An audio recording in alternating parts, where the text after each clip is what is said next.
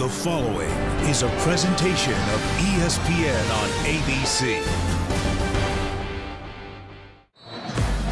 Sam Hartman and Wake Forest are in Chapel Hill to take on North Carolina in one of the biggest games in Demon Deacon football history. And his buddy Sam Howell is ready to spoil Wake Forest's perfect season.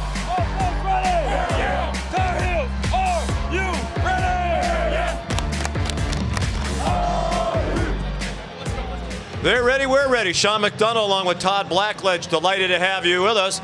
Quite simply, this is the best start to a season in the history of Wake Forest football. 8-0 for the first time ever, in the top 10 for the first time ever, and trying to move up in the college football rankings, number 9 in the first iteration that came out this week. And here's a great opportunity to make a point against the most talented team they believe they will have faced this season. Yeah, well, make no mistake, Wake Forest is a good football team. They've got talent, they've got experience, they've got toughness, they've got leadership, but their schedule from this point on gets much more difficult starting today because North Carolina is the most talented team that they will have faced to this point. Each team led by a Sam H. For North Carolina, it's Howell, and for Wake Forest, it's Hartman, and a lot of similarities between the two of them beyond the name. Yeah, they play the game very similar. They're both really tough kids, great leaders, putting up prolific passing numbers, also becoming more involved in the run game for both of their offenses. They both got the North Carolina Mountain Man beard going right now, and they're going to provide the fireworks today. This is going to be an exciting football game to watch. Yeah, they're good friends. They work out in the off seasons together, each with a chance to make history today. Sam Howell is trying to become the all-time leader in North Carolina history in total offense. And Sam Hartman trying to become the first quarterback at Wake to throw for 400 yards in 3 straight games.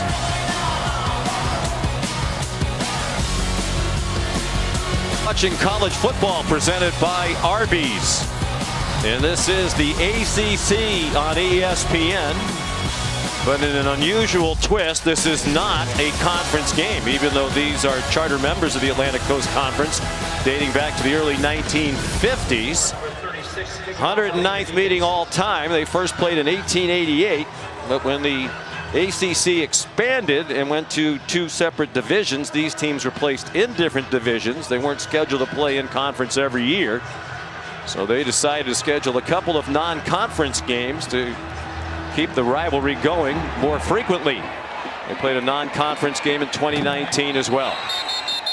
North Carolina received the opening kickoff after Wake Forest deferred. It is a touchback, and here's Molly McGrath. Well, Sean, Wake Forest is the smallest Power 5 school in terms of undergraduate enrollment, but don't underestimate them because of their size.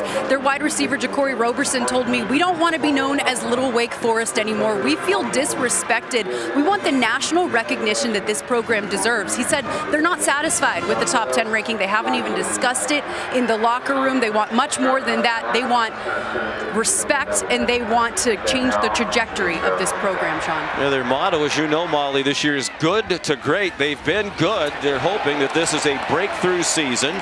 Here's Ty Chandler. The ball came out at the end of the run, and Wake Forest believes it has it, and the Demon Deacons do. Travion Red recovered the fumble on the first play of the game, turned over by the transfer from Tennessee, Chandler. Well, you can see they are ripping at the ball.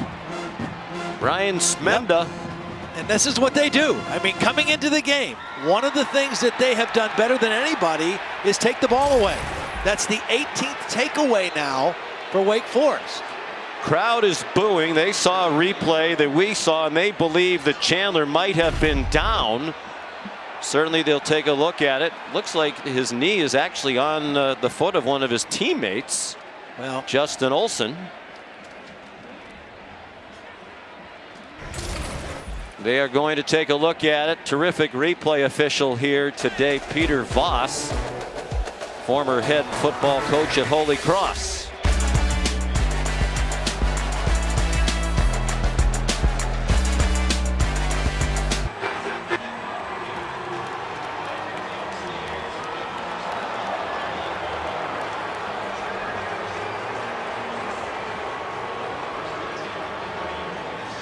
While we were away, the referee Jeff Flanagan announced that the play stands As a fumble, the crowd doesn't like it. Mac Brown, the Carolina coach, didn't like it. So here's Wake Forest from the Tar Heel 38. Christian Beal Smith, part of a 3 running back rotation, gets 3 for the Demon Deacons. Let's bring in Matt Austin, our referee. Matt, what do you see? Well, originally I thought that the runner's shin was on the ground before the ball started to come out. Again, you can't see the ball. It's hidden by the helmet. So when did it actually start to come out? That was the question. Ruling on the field with stands. That's what they went with. It wasn't confirmed, just not enough evidence to overturn it. Sam Hartman on target to Jaquari Roberson. And that's a first down for the high-flying Demon Deacons, averaging more than 43 points per game. Trying to take advantage of the defensive play by Smenda, who ripped the ball out. There's the long mesh, something they're known for. There's Sam Hartman running, flag down. Hartman out of bounds inside the 5-yard line. They'll mark it at the 3. There's a flag down at the 14-yard line along the near hash marks. Well, that's one of the plays they run where it takes a long time. Defense. The penalty added, half of this is to the goal. First down. Holding on. Right now we're seeing Wake Forest take advantage of what they've been doing all year. You ask, what have they done to be successful? One of the things Dave Clawson's team has done is take the ball away. Coming into the game, plus 10 in the turnover margin, make that plus 11 right now, and now they're inside the 5-yard line on their opening possession with the short field. And it's the Wildcat with Christian Beal Smith lined up to take the direct snap. The running back lowers his head, gets to the goal line, but not into the end zone. Good penetration that time by the defensive front of North Carolina.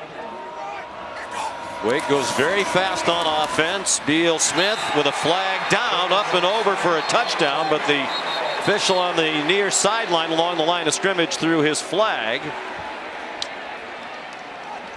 Illegal formation. Offense. More than 4 players in the backfield. 5-yard penalty. Still second down. And that's been another key to Wake Forest's success under Dave Clawson, year in and year out, among the least penalized teams in the country. I think the fact, he's got to be up on the line of scrimmage. That's the guy that was not in the right position. Backs Taylor him up. Morin, one of their wide receivers. Deep and talented wide receiver group. They brought 20 starters back from last year's team. They're not surprised by their success. Time for Hartman. Running out of time, and he gets taken down at the 9-yard line by Tamon Fox. His 25th career sack, 3rd in North Carolina history. Only Greg Ellis and Julius Peppers have more. Well, that's great coverage downfield. You don't have to coverage a lot of distance when you're this close to the red zone, the end zone. Carolina had everybody bottled up. Sam Hartman nowhere to go with the football. 3rd and goal from the 9. Hartman throws incomplete, trying to get it to A.T. Perry. Kyler McMichael, the Clemson transfer, in coverage. Looked like Hartman might have been hit as he threw. Jay Bateman, the defensive coordinator, said McMichael has to play well. Both our corners have to play well. McMichael did not play a week ago against Notre Dame. It's a good play on 3rd down that time against a bigger receiver in Perry. One of the best kickers in the history of college football, Nick Skiba, has made 89.7% of his kicks in his career, 2nd all time. And he improves on that percentage by making a 27-yarder. Brett Baer of Louisiana Lafayette back in 09 to 2012 made 90% of his kicks. Skiba could be number 1 all time, and his field goal taking advantage of that play by the defense. Yeah, and you know what? Both teams are happy right now because for Wake Forest, you get on the scoreboard first, game on the road. North Carolina, you have the turnover. Your defense comes out and holds them to a field goal. I mean, both sidelines very happy right now with the way that started out. Obviously, North Carolina didn't want the turnover, but the fact that their defense would get a stop and force a field goal, because this game last year was 59-53, right? Field goals are not going to win this football game. Well, since 2018, there are the numbers for Wake Forest. They have scored first in 77% of their games. They get the lead early. Only Alabama and Clemson have scored first more often during that span than the Demon Deacons of Wake Forest. Ivan Moore will kick off for the second time. He's their punter. Corius Conley back deep. Temperature in the low 50s. Moore kicking into a light breeze. It is returnable again if Conley decides to do it. He'll try it this time after making a fair catch the first time. And it's well covered by Wake at the 21-yard line. Let's take a look at the keys to the game, brought to you by Jared. Well, for Wake Forest, you're going to see this slow mesh action. The quarterback is going to follow the back up close to the line of scrimmage, and it kind of freezes the defense, particularly that middle post defender. They have hit a lot of deep routes off this action. With North Carolina, their screen game, their wide receiver screen game, particularly to Josh Downs, has been incredibly effective this year. Good timing and execution. We'll see both of those actions today. North Carolina running its second play. They turned it over on the first. Chandler had a very nice transition to North Carolina from Tennessee. Runs to the 35 for a 13-yard gain. Yeah, he's been very solid. He's not as flashy as the two guys they had last year that are both in the NFL now, but he's been very dependable. Here he comes again. He will get the bulk of the carries among the running backs. He and Sam Howell, the quarterback, get well more than half of their rushes. Travion Red, the safety, made the tackle. And Carolina going with quick tempo. 3 minutes in. They love quarterback draw, and Howell loves to run it. He's across midfield to the Wake 46 with a first down. Yeah, Sam Howell told us that that's the play they worked in the offseason the most, to really get good at it, execute it well, the quarterback draw. And he's such a great north-south vertical runner in terms of breaking tackles. He has had 4 100-yard rushing games this season. He throws deep, and a flag thrown. It was intended for Antoine Green. Gavin Holmes in coverage. And that's a break for Carolina if it goes against the defense, because that didn't look like it had any chance of being completed, but perhaps it was the holding that made that the case. Yeah, there was holding well before the ball was close to the receiver, and this is a defense in Wake Forest that plays a lot of quarters coverage, which is man-to-man for those outside guys and their young corners. Gavin Holmes is a freshman out of New Orleans, Louisiana, got called for that holding infraction. The defense gives up points.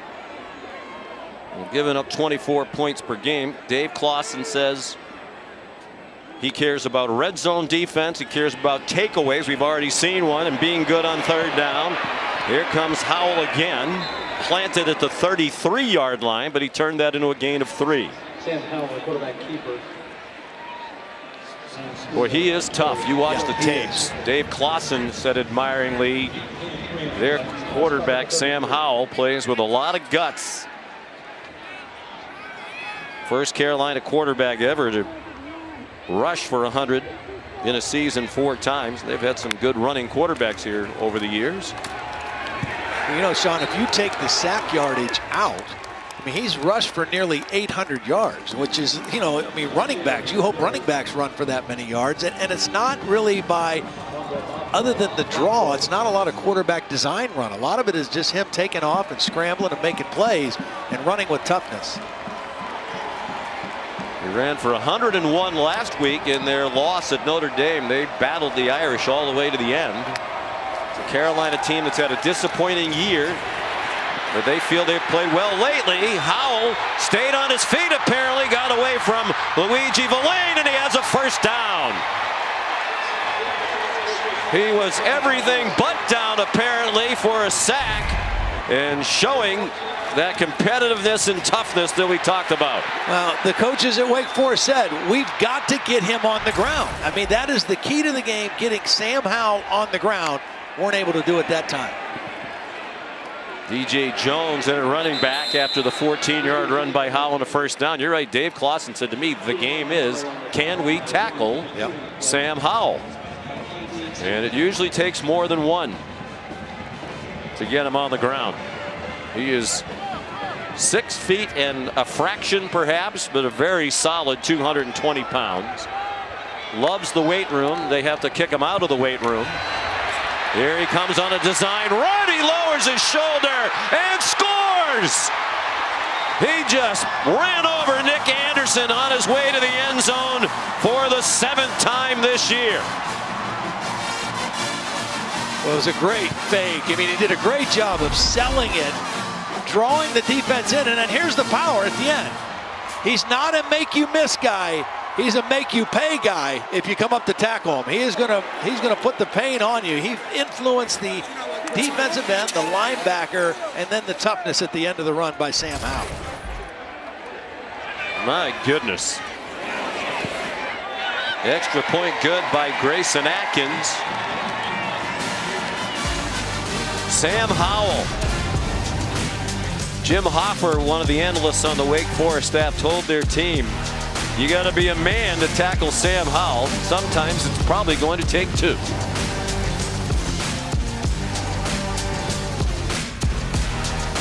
College football on ABC is presented by Arby's. We have the meats.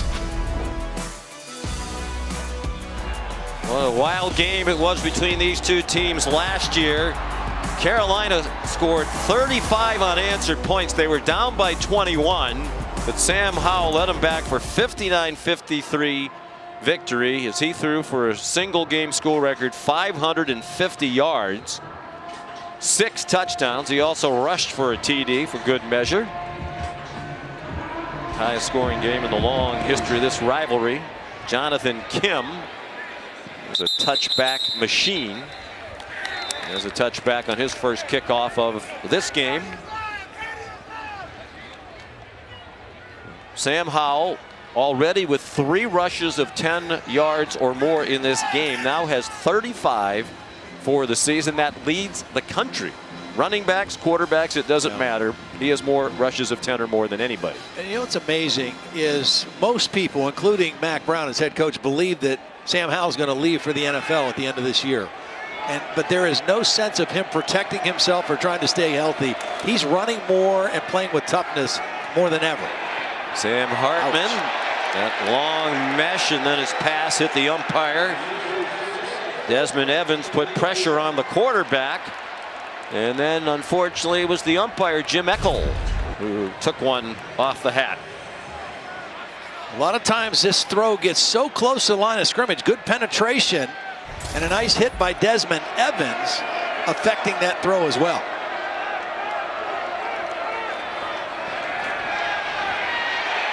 Look out, Hartman turned back into Desmond Evans and then got away. And finally throws it away. But good pressure by Carolina. You've been amazed, Todd, how much time Hartman has on throws that are so close to the line of scrimmage, but so far today, not so much. Yeah, well, because North Carolina is getting penetration. I mean, the key to this offense and being effective is that wall up front staying solid. It's a veteran offensive line, and I believe the left end of their line moved prior to the snap. I'll start. Offense number 62. 5-yard penalty. 3rd down. Devontae Gordon, the right tackle. It's interesting. The North Carolina coaches we met with yesterday were talking about Desmond Evans. Says he's a guy that we thought was going to be a lot better this year. He's kind of had a slow start, been inconsistent. We need to get more out of him. Back-to-back plays, Desmond Evans has popped out on this possession. Lined up across from one of the tight ends, Blake Whiteheart. Now 3rd and 15. More time for Hartman. Down the middle is a man wide open. First down to the 45. Jaquari Roberson, their leading receiver. Now see, this is great protection. And Sam Hartman trusts his protection. The back stays in to help. Look at that back, number 14 in there. Ellison just helping out. That's how you can throw those deep digs. Justice Ellison turns the corner and takes Trey Morrison for a ride. There is another flag down. Ellison crossed midfield. Got about 9 if it stands. It's number 4. 15 yards to be added to the end of the run. First down. Trey Morrison also had a critical face mask penalty on a 4th down play in South Bend last week. Allowed Notre Dame to keep the ball in the very next play. They threw a touchdown pass. It's a critical penalty, critical play in the game a week ago. So the run and the penalty, and Wake Forest at the 32-yard line. They've scored at least 35 points in all 8 games. They're the only team that has scored 35 or more in each of its games this season. Ellison for 2. Meanwhile, it was Mac Brown's Tar Heels who were number 10 in the AP poll in the preseason. That's where Wake Forest is now. And Mac felt they were overrated. Yep. They lost 2 running backs and 2 wide receivers to the NFL draft. That put a lot of unfair, he thought, expectations on this team. It has a young nucleus. They're 4-4. Whitehart, the tight end, was open in the flat. The Demon Deacons on the move. They're at the Tar Heel 14, 1st and 10. Nice little play action pass. You know, when you run inside zone like both of these teams do, that tight end usually comes in motion to block the backside end, and you just slip him out in the flat for a nice little completion. There's the 11th career catch for Chapman, who's a 6th-year senior. Excuse me, it's Whitehart. His 6th catch of the season. Justice Ellison, the ball carrier, to the 10-yard line. We'll see 3 different running backs play pretty much an equal amount of time in this Wake Forest offense. Kind of crazy to think they had another running back, Kenneth Walker, on this team last year who's lighting it up for Michigan State this year. He left via the transfer portal. Lots of time for Hartman. Dumps it down, and a good tackle to prevent the first down. Of course, Conley made the tackle on Blake Whitehart at the 6. It'll be 3rd down and 2. A.T. Perry has been very dangerous in this part of the field because he's a big receiver, 6'5". This is him down the bottom of the screen. See if they try to isolate him one-on-one. He's been one of the hottest receivers in the country. 3 straight 100-yard games coming in. Hartman's looking at him. Hartman's looking at the end zone and gets there. I think he could have thrown it to Perry. I think he had a step on the defender, but Perry just kept running to the back of the end zone. The defender went with him, and Sam Hartman saw grass to the end zone. Good decision by Hartman, matching the running ability of Sam Howell. As we take a look at the replay from the Progressive Pylon camp. A 6-yard touchdown run for the redshirt sophomore from Charlotte, Sam Hartman. He's been a much better runner this year, too. You know, I remember seeing him as a freshman, 175 pounds, kind of getting knocked around. He's a solid 210 now, much more effective running the football. He had a chance to throw it if he wanted it. He said, I'll just take it the easy way and run it in myself.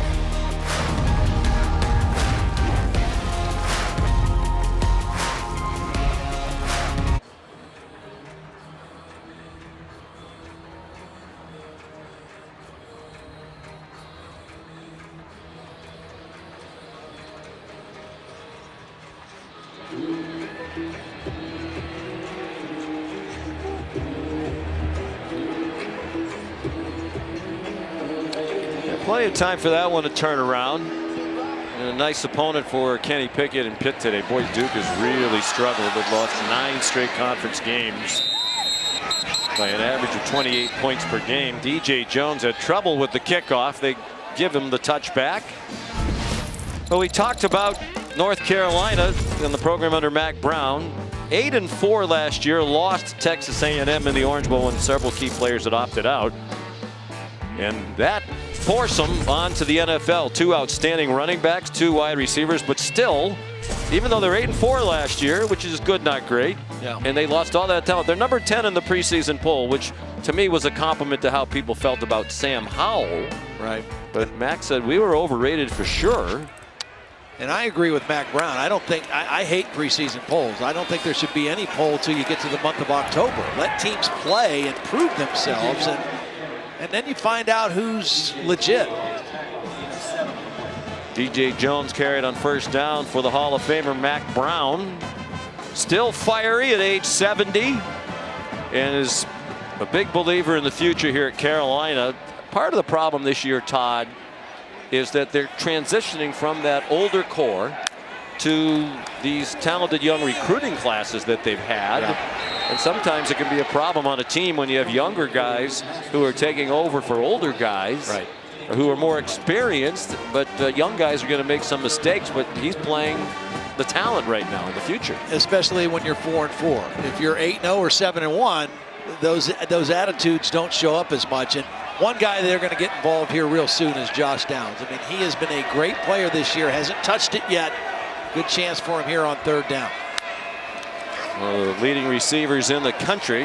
It stayed with a steady dose of the run game to start this one. DJ Jones stopped.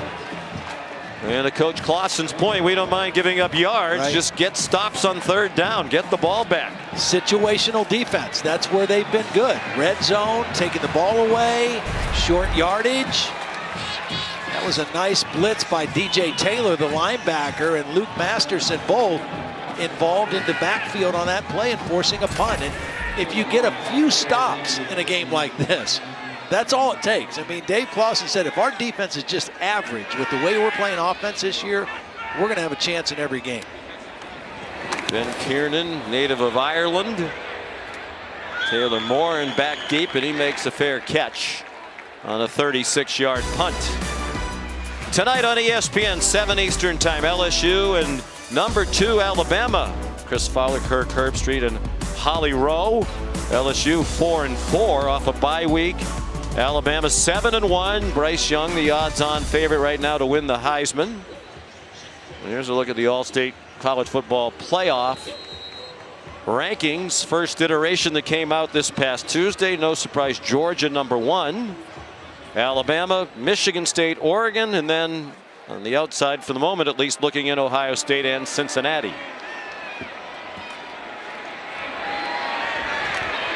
Hartman taken down, another sack. Back at the 25-yard line, Jahvaree Ritzie, backup defensive end. Well, he's right in here, just powering his way through. Again, it was pretty decent protection initially, but Ritzie able to get in there and get the sack. Pressure on Sam Hartman, pretty effective here in the first quarter. Let's talk about young players playing. He's a freshman. Ritzie, his first career sack. Hartman zips one over the middle, incomplete. Trying to get it to Keyshawn Williams. Gio Biggers had the coverage for Carolina. Here's third down and 16. So far this year, down and distance has not mattered much to Sam Hartman in this Wake Forest offense, but the pressure so far early in this game has been a little bit different. Carolina rushed only 3. Hartman throws an interception. Cameron Kelly takes it back for the Tar Heels. That's intercepted by number 9, Cameron Kelly for the Tar Heels. This is zone defense. It's not man, it's not pressure, and Cameron Kelly is right here, number 9. He is just going to read the eyes of the quarterback, Sam Hartman. Watch as he drops. Eyes are on the quarterback because he's playing zone, not man, and cuts right in front of that throw in the seam and makes the interception. They got him third and long. They went to a zone defense, and they got Sam Hartman on that one. Third interception of the season, his junior season for Kelly. And just the 4th thrown by Hartman in this game, 9 of the year for Wake Forest. Howell is a man down the seam. First down, 12-yard line. Beautiful throw to Ty Chandler, who's an excellent receiver out of the backfield. They brought Josh Downs in motion, and that influenced the defense and opened up that middle seam for the running back coming out of the backfield. So much attention paid to Josh Downs, who hasn't caught one yet, but he affected the defense on that play. 30-yard gain. Carolina poised to reclaim the lead. And this has shades of last year's meeting already. Howell too high, trying to get it to Downs, who has caught at least 8 in every game this year. Watch, as Downs goes in motion here, it's just going to affect the defense. The back's going to come right down through the middle. Everybody aware of Josh Downs, the favorite target of Sam Howell, but it opened up things for another target. In that case, Ty Chandler out of the backfield.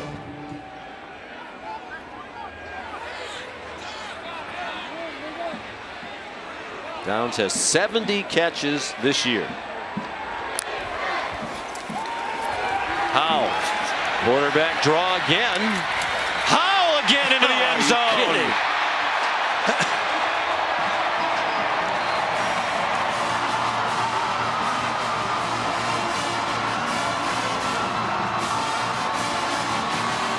That's his dad, Duke, who was one of his coaches in high school.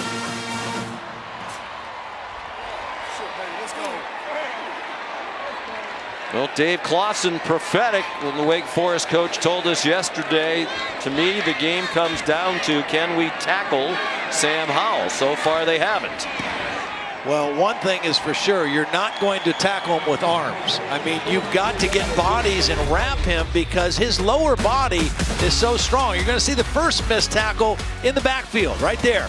And now just arm tackles. People trying to fly at him.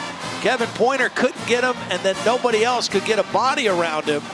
And you see just that strength and his ability when he runs north and south to break arm tackles. Second touchdown of the ball game. Well, some people think it's been a disappointing year for Howell. I think they just look at the team record. Dave Clawson said, to me, he's better than he was a year ago. His numbers are similar. He doesn't have as good a cast around him. And he's been the unselfish team leader. And here's a guy who might be a first-round pick who's throwing himself into the opponents in the run game for offensive coordinator Phil Longo because he's such a competitor and such a team guy. Phil Longo told us he was very excited the way they played offense the last 2 weeks. He said, I think these next 4 weeks are going to be really fun for us offensively. They played a great game against Notre Dame on offense. Just a couple plays short of pulling off a win there. And they're kind of picking it up right where they left off in South Bend a week ago. Jonathan Kim's kickoff is another touchback. Here's a look at today's hardest working player. Brought to you by Duluth Trading Company. Well, he's been doing it with his legs more than his arm today. Just showing toughness, grit, leadership, willingness to do whatever he can do to help his team be in a position to win. And again, most of that has just been running and poor tackling and a lack of wrapping up by this Wake Forest defense. So they're going to have to change their tactics if they want to get Sam Howell on the ground as this game goes on. This is a guy who has run for nearly over 800 yards if you take sack yardage out of the equation. Christian Turner is the running back for Wake Forest. All 3 running backs have touched the ball now. He got banged out of bounds, but it's a first down on a 12-yard pickup. Needs 139 total yards now to become the all-time leader in total offense here at North Carolina. Last week in that loss at Notre Dame, he passed TJ Yates to become the all-time leader in passing yardage. Hartman on target, another first down to the 50-yard line. Good catch by the Stanford transfer, Donald Stewart. One of the things North Carolina did not want to allow today defensively is off of that play action, voiding the middle and losing your post defender. They've hit a lot of deep posts off that play action. They haven't given one yet today. Christian Turner, another catch and run. And he's to the 44-yard line of UNC. They'll need 3 on second down.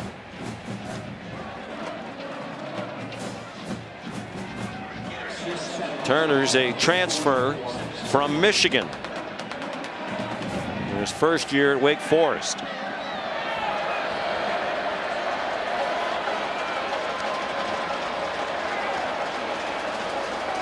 They bring a blitz. do the Tar Heels. Flag thrown. If the play stands, Turner got the first down to the 38-yard line, but they were clapping on the Carolina sideline. Offense number 55. 10-yard penalty. Second down. The center, Michael Juergens, part of a very good offensive line. Dave Clawson said yesterday, very quietly, we've had a good offensive line for 3 or 4 years now. People are just finding out about it. Well, and this whole offense, I mean, it's virtually all back intact from a year ago. 20 starters back on offense, defense, and special teams. And they are familiar with this system. They're veteran guys, mature guys. And they execute. They make very few mistakes.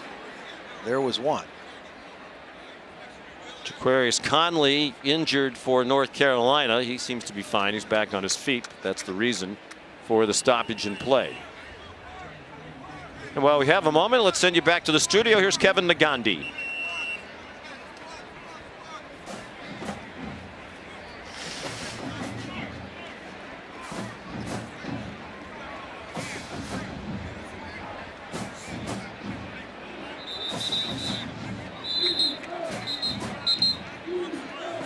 All right, Kevin, thank you. Here it's 14-10 for North Carolina. Wake Forest has the ball at midfield. Second down and 9 after the penalty.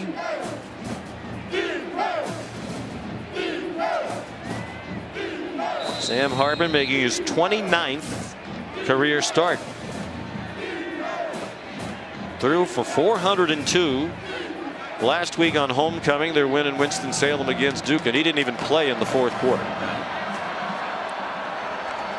He's thrown for 400 in back-to-back games. Went well over 400 at Army when they scored 70 points to beat the Black Knights. Justice Ellison gets just one. They're Sam Hartman's parents, Dr. Mark and Lisa Hartman. It's the right guard who is down at the end of that play.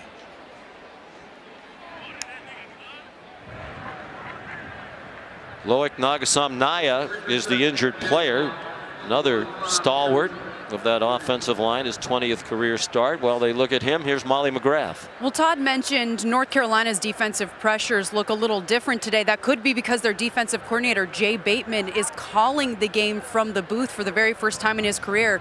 He told me he's up there to see the field better, especially with Wake Forest's unique and fast-paced offense. And he said team leader Jeremiah Gemmel will be the calming force on the sideline with him in the booth. He told Gemmel yesterday, it's either you or me who has to go up to the booth. So I need you to be me on the sidelines. He says if this is successful today, it's something he'll stick with for the rest of the season, Sean. All right, thank you, Molly. Interesting matchup in the coordinators on this side of the ball. Jay Bateman for the defense of North Carolina. Warren Ruggiero is the offensive coordinator for Wake Forest. What a great job he's done. You would think Warren would be a candidate for the Broyles Award with this innovative offense. And they were once together on the Elon staff under Pete Lembo as defensive and offensive coordinator.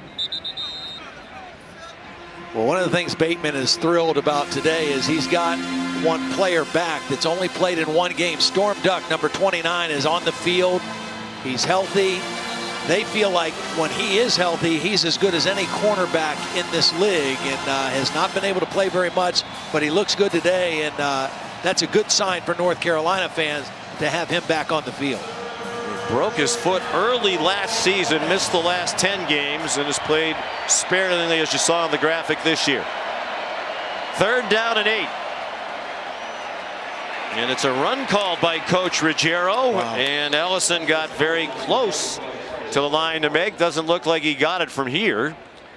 And we'll see if Dave Clawson will go for this fourth down and short. Good patience by Ellison on the run. They are going for it, or at least showing it. And they snap it quickly, and Ellison gets there.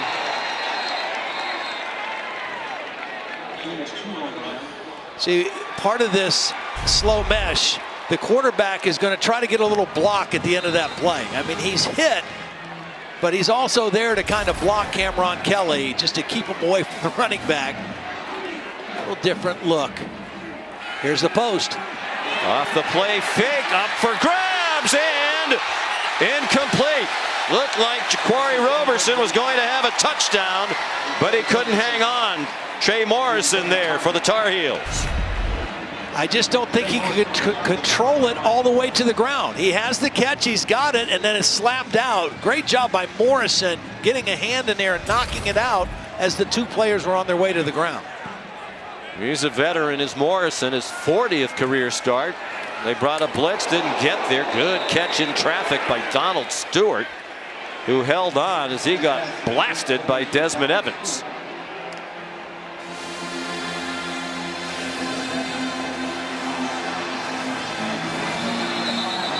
Here's 3rd down and 5.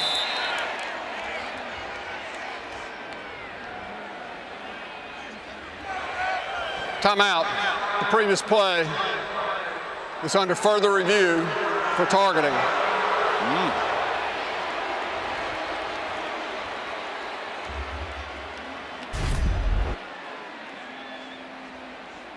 Stewart had to go high for the catch. No, I don't think that's not targeting. That's not targeting.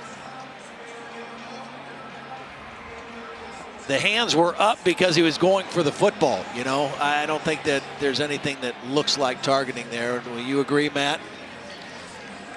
I do agree. The player from the front definitely uses his hands first. It doesn't look like it's forcible. The player from the back is absorbing the hit, so I don't think there's anything there either. I think this is going to be, the play's going to stand, or there's no targeting. And the other question was, did Stewart hang on? And it does appear he completed the catch. And Jeff Flanagan with the headset off. After further review, there is no targeting on the play.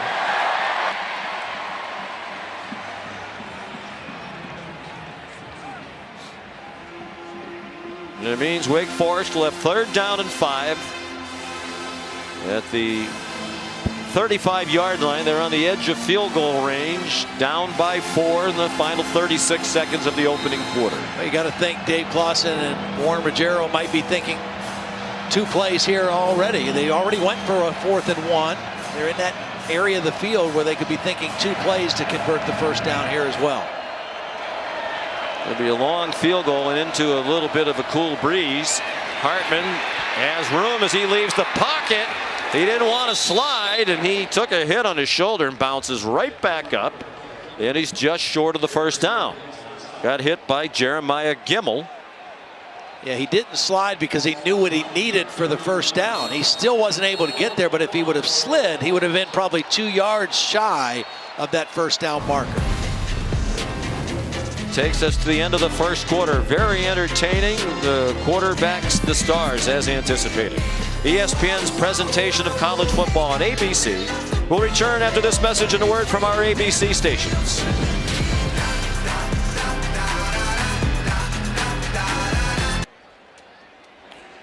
Well, just a moment ago while we were away, the referee Jeff Flanagan tried to announce his microphone isn't working that Jeremiah Gimmel has been disqualified for targeting for the hit on Sam Hartman. Certainly inadvertent. It's one of the things that really stinks about this rule. But you can't do that. No, you can't. You know, it's the leading with the crown of the helmet. It makes contact with the helmet of Sam Hartman. He's trying to go low. He's trying to make a clean hit, but the crown of the helmet is going to get called every time. And that's unfortunate. Molly just gave that report about how important it is to have Gimmel on the field with Jay Bateman up in the booth. And now Gimmel will be on the sideline for the rest of the game. He's one of their best players, second leading tackler, a team captain, really a coach on the field. We visited with Jeremiah yesterday. He says he wants to coach when his playing days are over. That's a huge loss, especially against this complex Wake Forest offense, which is running a play on 1st and 10. Sam Hartman, corner of the end zone. Catch is made by Jaquarii Roberson for a touchdown.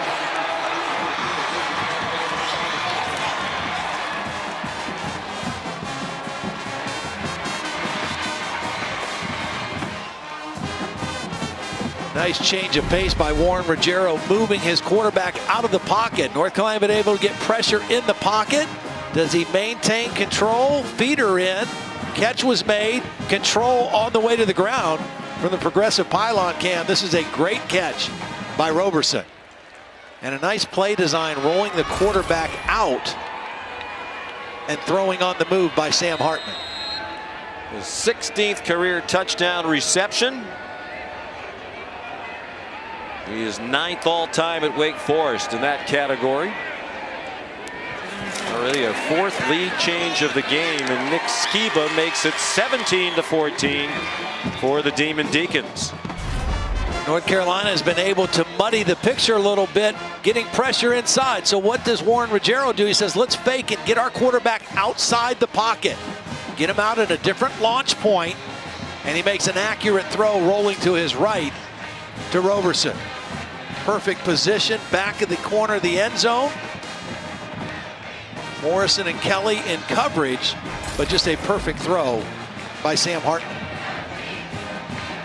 He has scored a bunch of touchdowns lately. He had a streak of 6 straight games with at least 1 touchdown reception ended in week 3 of this season against Florida State.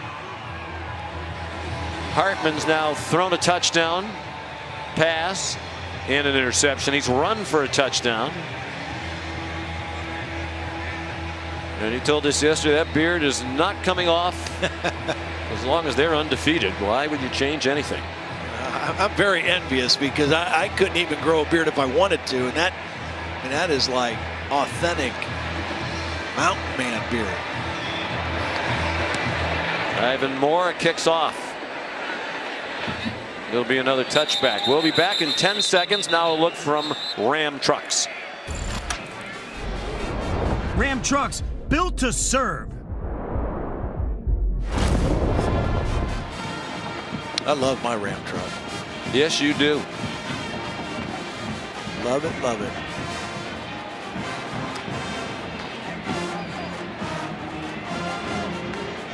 How about that play selection? They clearly have come out trying to run the ball, have the Tar Heels, and effectively so. Sam Howell, their leading rusher, throws on the run over the head of Josh Downs. I think North Carolina is going to get called for having linemen downfield on this play. Nope, it's going to go against Wake Forest.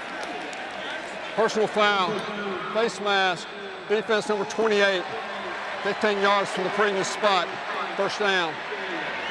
Zion Keith, remember their secondary, they play a lot of players at every level of the defense. And that's a big change over the years under Dave Clawson as he's built the program. 2 years ago they were 7-1. He thought they'd have a 10 or 11 win season, but injuries hit them hard. He said we just didn't have the depth to survive that. They finished 8-5. They have depth now. And Howell will go down. It took them a while to get him down. Miles Fox first there. The super senior in his 6th year of college football. Well, they do a great job of running twist games, and you can see the end of the tackle run a twist. This is one of the things they do really well with their defensive front. It's only a 4-man rush, but that twist stunt fooled the North Carolina offensive line on that left side, and they got to the quarterback, Sam Howell. Second sack for the Demon Deacons. They average 3 per game, 14th in the nation in that category. 3rd in the ACC behind Syracuse and Pitt. Howell, far sideline, caught. Antoine Green swung back. They'll give him progress to the 46. Yeah, good job getting most of that yardage back, bringing up a very manageable 3rd down play here for Sam Howell. A play that he probably will not have to hold the ball long. 3rd and 4. These are 2 of the best offenses in the country on 3rd down. North Carolina number 7 in the country. Wake is 5. They convert. Antoine Green again to the Demon Deacon 43-yard line. A gain of 11 and a first down. Yeah, good read by Sam Howell. Little crossing route on the inside, but it was zone coverage. It wasn't man-to-man. Josh Downs was crossing also. Green was the guy that popped open. He's a talented guy. They've been waiting for him to emerge, and Green has lately. Howell pulled it down, ran to the 38 for 5 more. Dion Bergen the stop. I don't think Wake Forest is doing anything different or unique to take Josh Downs out of the game. I just think that right now they've tried to go other places with the ball. They're running more than they're throwing, but you know number 11 for North Carolina is going to factor into things before this one's done. He's been too good of a player. Great change of direction, change of speed, slot receiver. Wake coaches think he's the best receiver they've faced this year. Hard to argue. Howell just refusing to go down. Finally, they drive him back. After all that, it got just to the line of scrimmage. They've only thrown 4 passes. They've tried to throw more than that, but Howell's pulled it down. Well, he was looking for Downs on that one. Excellent coverage by Kalen Carson on that time, on that player. Zion Keith, I should say. He tried to change speeds on him, go a little out and up, and Keith was not fooled at all.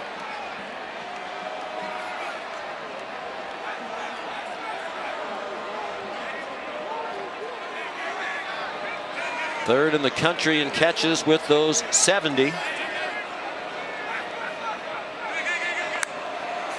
None so far today. They bring a blitz. It's a screen and well defended by Wake Forest as they drop it for a loss. It was Garrett Walston on a tight end screen, and Gavin Holmes blew it up back at the 40-yard line. Yeah, nice job by Gavin Holmes. He's going to come from over here. You're not going to see him yet because he's going to be moving in with a receiver, but he reads the play and stays at home and makes the play for the no gain. Excellent play that time by Holmes. Mac Brown will go for it on 4th down and 7. Could be a pooch kick too. Howell did that last week, not this time. He fires for a first down. There's Josh Downs with his first catch of the game for a 4th down conversion, a 15-yard pickup.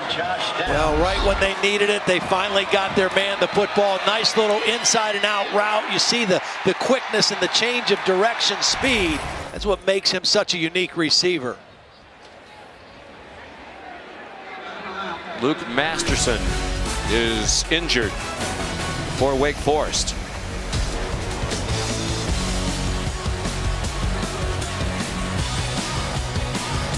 T is brought to you by Duluth Trading Company. Clothing and gear designed and tested to do. And Mazda. Back at Kenan Stadium, the home of Carolina football since 1927. What a beautiful setting this is in amongst the Carolina Pines. Entertaining football game. Here's another design quarterback draw. Why wouldn't you? Sam Howell to the 20-yard line for a gain of 5. Such an added weapon when you get in the red zone or close to the red area to have a quarterback that is a willing runner and a tough runner. Just makes so much more difficult for defensive coordinators and how you defend the red zone when you have to worry about a running quarterback as well. Here's the preseason ACC Player of the Year. Turned it over 3 times in their season opening loss at Virginia Tech, and it's almost as if immediately vanished from the Heisman landscape. That might have been premature.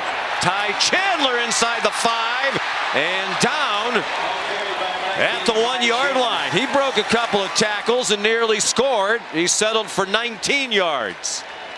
Nice little counter play, pulled the center in the backside tackle. Good timing, good execution.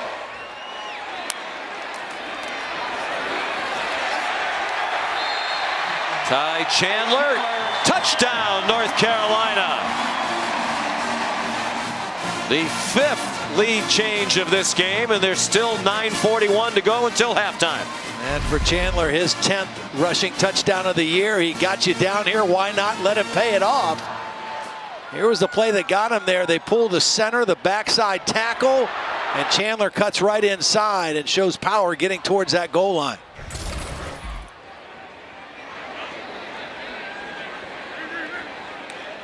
Nice drive. Extra point good by Grayson Atkins. Well, a lot of action. You might be getting hungry. So coming up next, taste of the town from Merritt's Grill right here in Chapel Hill.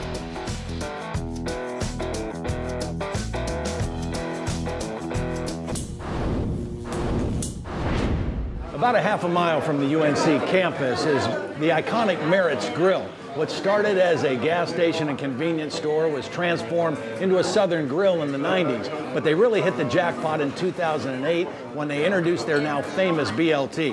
Now the bacon is perfect, locally sourced, still prepared the old school way, layers of fresh tomato and lettuce, mayo, all on sourdough bread, which is also fundamental to this classic. It's offered in a single, double, or triple size. Taste of the town, welcome to Chapel Hill. As we would say in Massachusetts, what a shocker that you went for the triple. They said it was a challenge, and I was ready for the challenge. And, you know, there's just something beautiful about a classic BLT, right? And so I brought you one. You have to take a little bite. Okay. This is a single now. It's not a triple. Here. All right. The triple is a pound of bacon. This is just 7 slices, I think. This is a single? Yeah, that's a single. My goodness. How big was that? Wow, I'm glad we didn't bring a triple. Need some need a napkin? Yeah. I'm so glad you took a bite of that. Chew?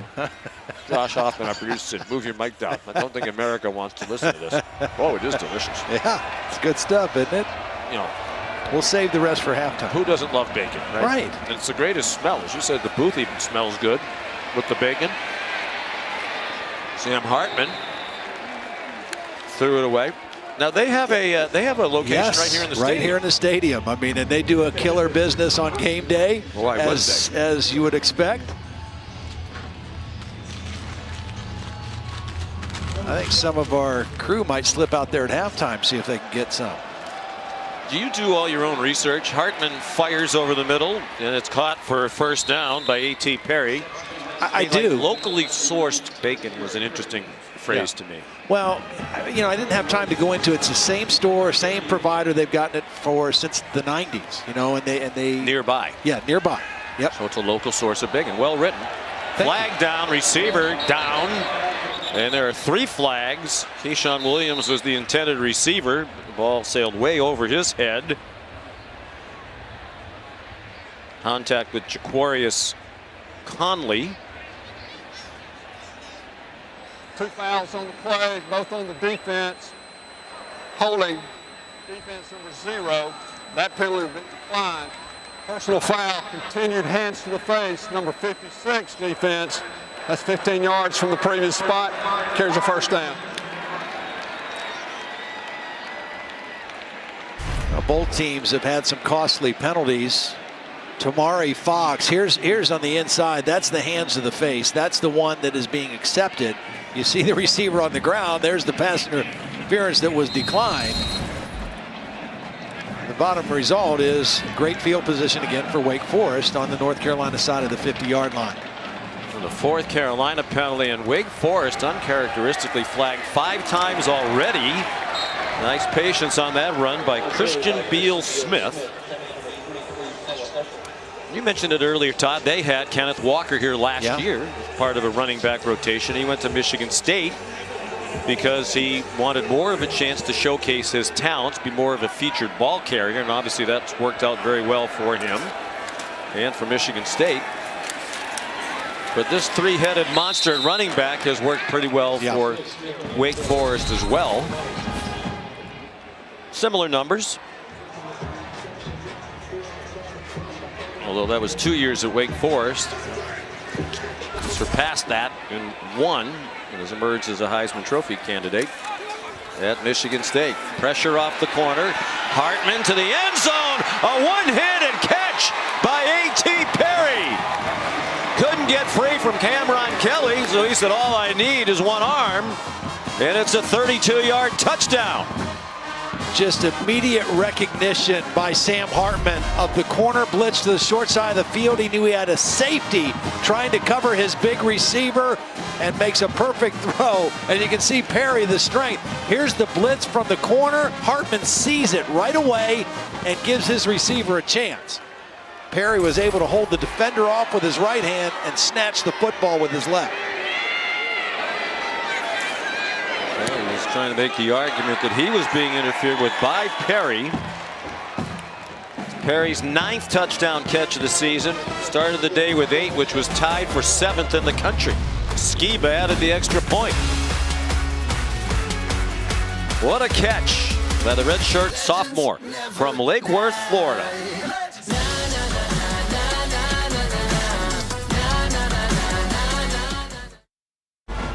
This season, along with their contributions to the university's general scholarship funds for every field goal and extra point made, Allstate will also be donating to the American Red Cross to help with disaster relief efforts. Thank you, Allstate. A lot of points being scored by these kickers today. 6th lead change of the game. Wake Forest back on top. Aquarius Conley brings the kickoff back to the 23-yard line. Here's Kevin Nagandi.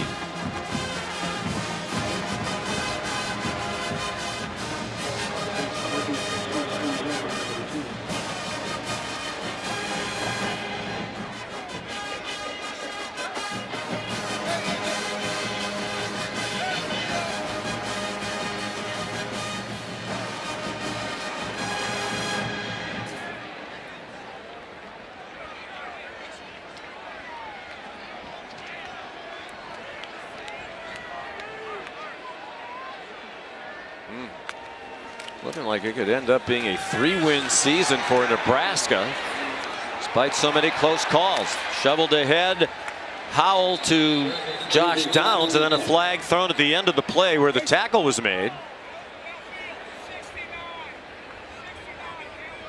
I think they're going to say receiver downfield, number 69. Penalty is 5 yards. First down. You know, this is one you really can't get upset with the lineman because the play got extended. Sam Howell was holding onto the ball. He's leaving the pocket, and then he tried to flip it. The center's right in the middle here. This is in RPO, so it's a run fake. Here's the center downfield, well downfield. No. Sam Howell is, yeah, he was way downfield. he was. I don't think we need Matt. I think we could see that he was beyond 4 yards. Oh, what's 12 yards downfield? Deron Johnson, the center, is divided time with Brian Anderson.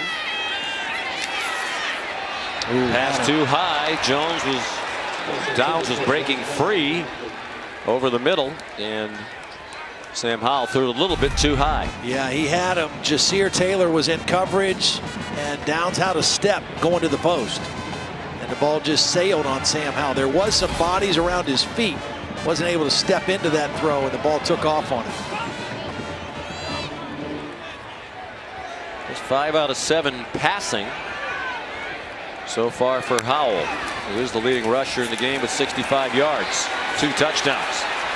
Running for his life here, will not get back to the line of scrimmage. Wrestled down by DJ Taylor. Remember Phil Longo told us yesterday, we were talking about Sam Howell running. He says his, running laterally is terrible, but vertically he can really do it. And that time Wake Forest got him moving sideways. They didn't let him get up the field. They didn't let him go north-south. They made him move sideways, and they were able to wrap him up behind the line of scrimmage. Good defense, good solid defense by the Demon Deacons there. 2 sacks. North Carolina has surrendered 32 sacks now this year, among the worst in the country, 126th in the nation out of 130. And Howell might go down again. And he will, back at the 15-yard line.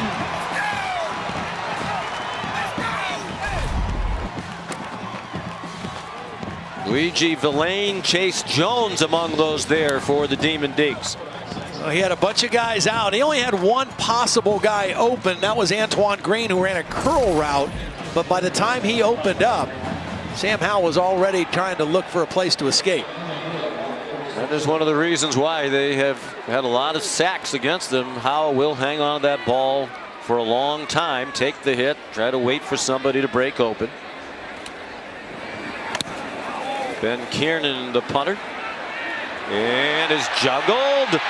Taylor Morin got belted down after the muff at the 29. He did well just to get it back in his possession. Lines up as a 45-yard punt, a return of -7. We honor those who serve. Brought to you by Navy Federal Credit Union. North Carolina defensive back Aquarius Conley's father, Terrell, retired in September after 20 years as a petty officer in the Navy. Joined the Navy right out of high school. Over the next 20 years, he and the family lived in 6 different states before they finally settled right here in beautiful North Carolina. Enjoy your well-earned retirement, Terrell. Thank you for your service. Christian Turner finally wrestled down. And that's his son, Aquarius Conley, right on cue, making the tackle at the 35. Again, this run offense is so different. The play action offense looks different. The run offense looks different too, because the back has a lot of different ways that he can hit the play. Hartman's throw low cost them the first down, at least for the moment, as Quarry Roberson was at the line to make.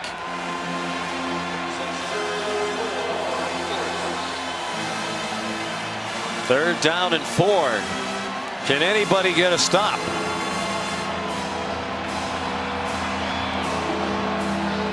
Situational football, situational defense, third down defense. Can you get off the field? Hartman has a man. Good catch on a throw behind Donald Stewart. There's been more of a presence than usual today. He's deep down their receiver depth chart. But he's having a good game. That's already his 3rd catch. Well, they went to motion to get 3 receivers on one side. That left Stewart alone on the other side, and a lot of room to catch that slant route. Even though it wasn't a great throw, a lot of room to make the play. 15 catches all year entering today. Strange looking play.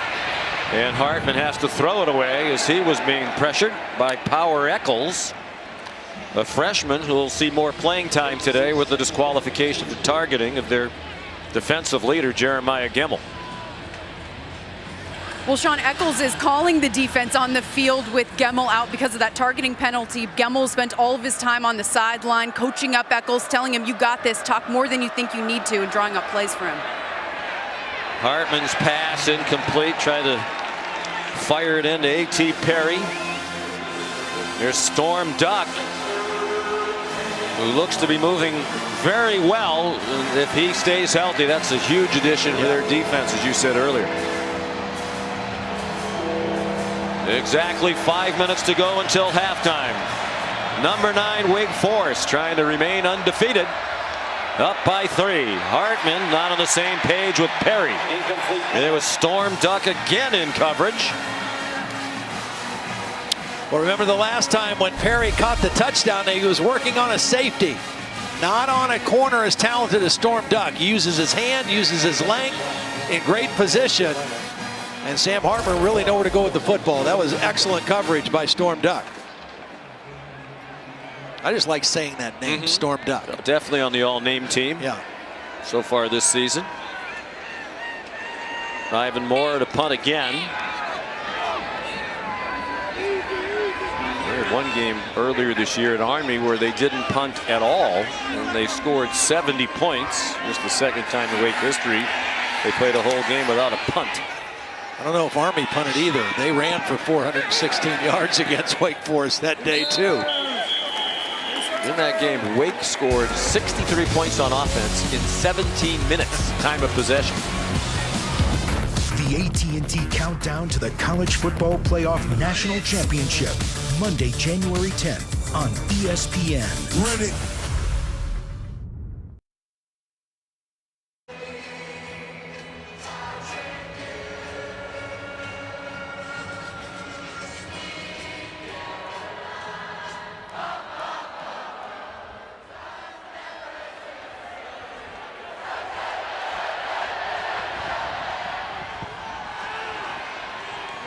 All right, Kevin, thank you. Sam Howell's ball now from his own 17. Carolina down by 3. The pitch to Ty Chandler. We got walloped at the 22.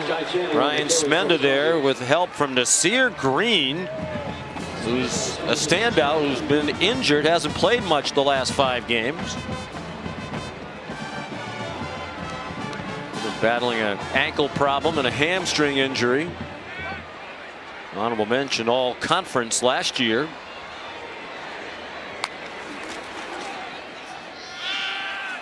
Chandler again.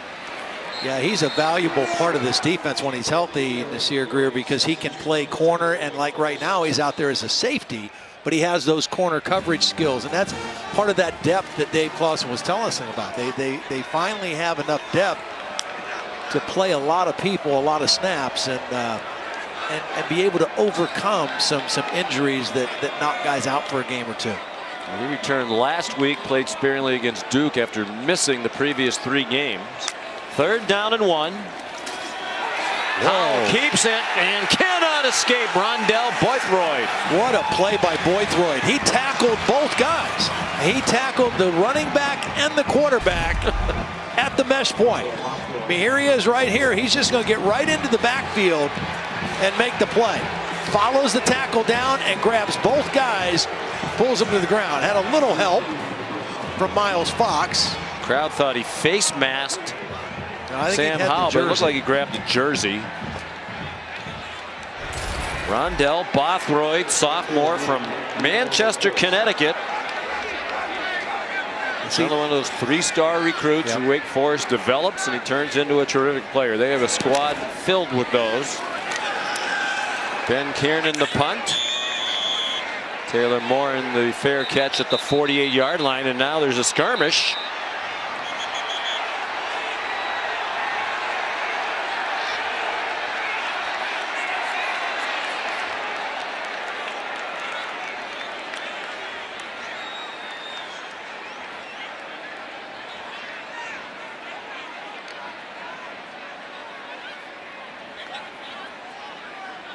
And several flags on the field for Jeff Flanagan and his crew to sort out.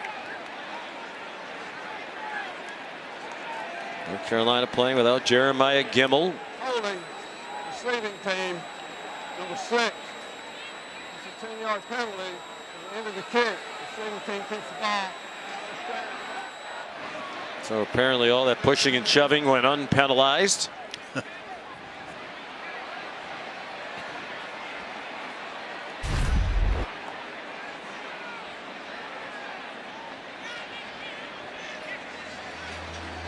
Did a good job of getting there control really wasn't of much that pushing quickly. and shoving. More woofing than anything.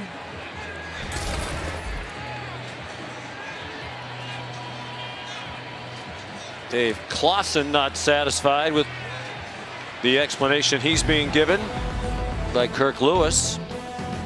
Kick off your Week 9 NFL Sunday, 10 a.m. tomorrow. The Countdown Crew on ESPN and the app. Randy Moss will weigh in on the Odell Beckham Jr. saga being released by the Cleveland Browns. Then Monday Night Football, 8 o'clock Eastern Time on ESPN, Deportes and the app.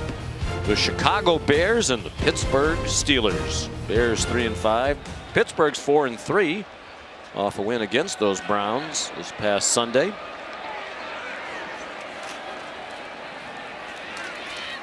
Christian Beal-Smith for a 2-yard gain. We're under 3 minutes to go in the half. Each team with all 3 timeouts. A little more aggressive approach that time by the North Carolina defense. Anticipating run on first down. They brought the 2 linebackers downhill, getting penetration. You got to kind of pick and choose how aggressive you want to be against that slow action, because they'll get you to be real aggressive and then throw the ball behind you for big plays. That time was the right time to bring pressure on that first down play.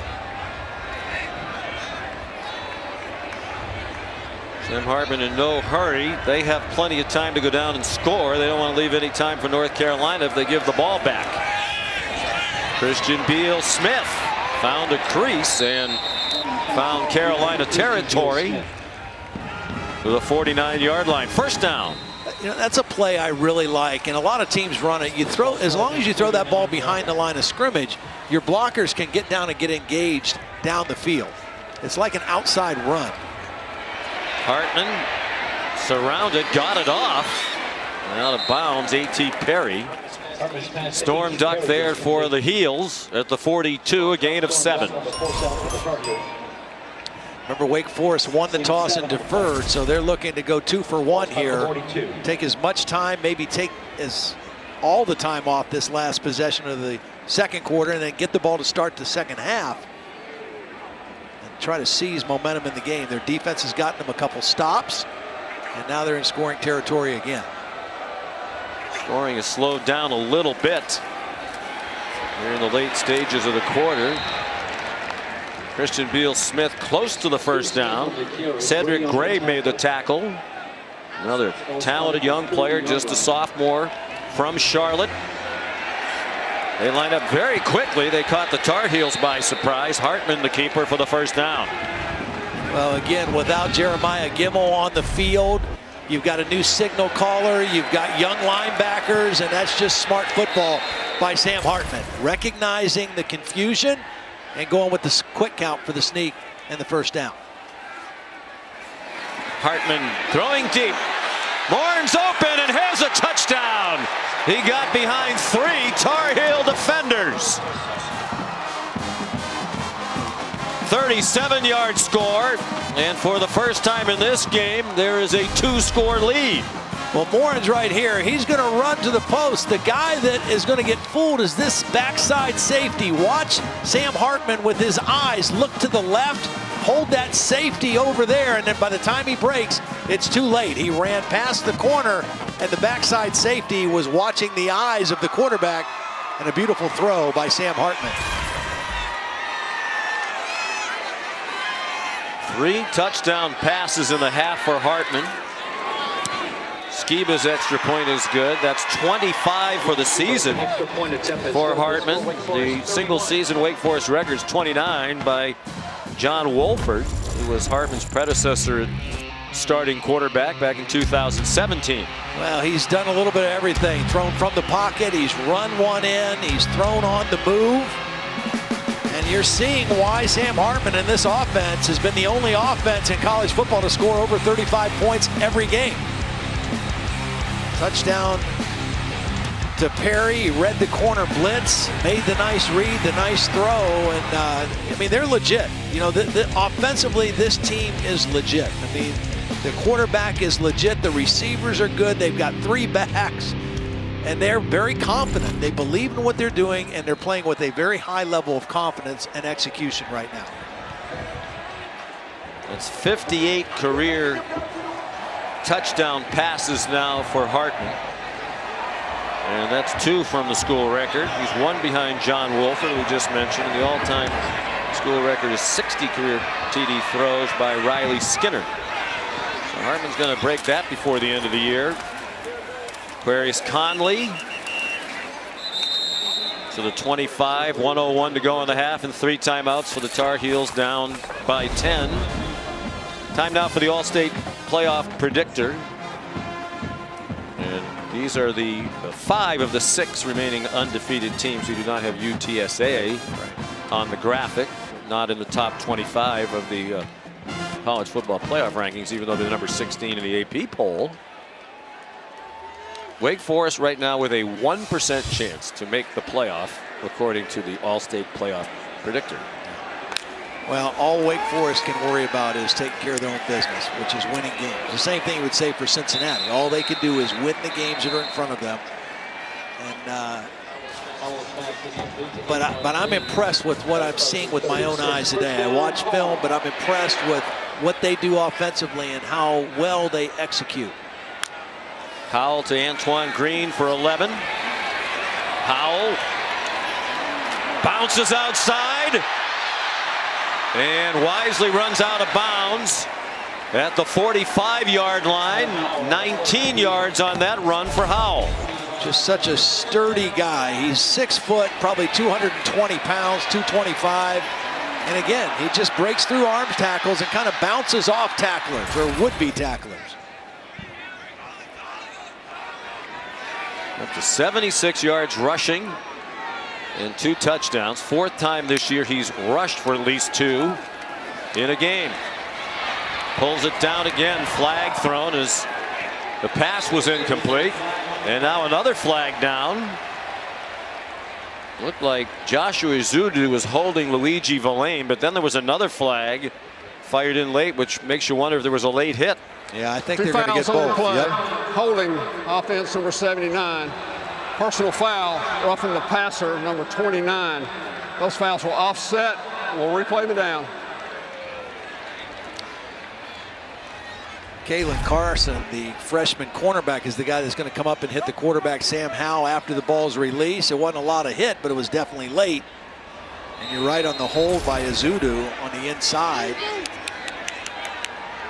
Yeah, they announced 79, but it was 75. They don't have a 79 on the field.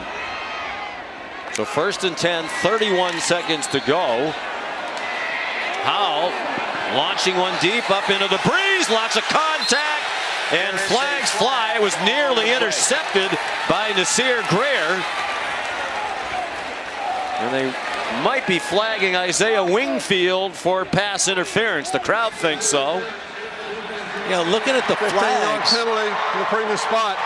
First down. Looking at the flags here, he's thrown this ball into the wind. The ball hung up on Sam Howell a little bit, but there's the contact clearly by Wingfield. Progressive pylon cam look at it. Ball hung up in the air, almost intercepted, but clearly pass interference. And North Carolina with a new set of downs here with 23 seconds. Still have all 3 of their timeouts, too. And they are in field goal range, although in a game like this, as you said earlier, you want to score touchdowns. You always want to score touchdowns, but you need them today. Howell threw it away. By the way, if you want more information about each team's chances to make the playoff, check out ESPN.com/All-State Playoff Predictor. The opportunity will be there for Wake Forest. If they win out, that's right. They're going to be an undefeated conference champion. And as you said earlier, their schedule gets a lot tougher down the stretch here. NC State, which is a top 20 team next. Then they go to Clemson.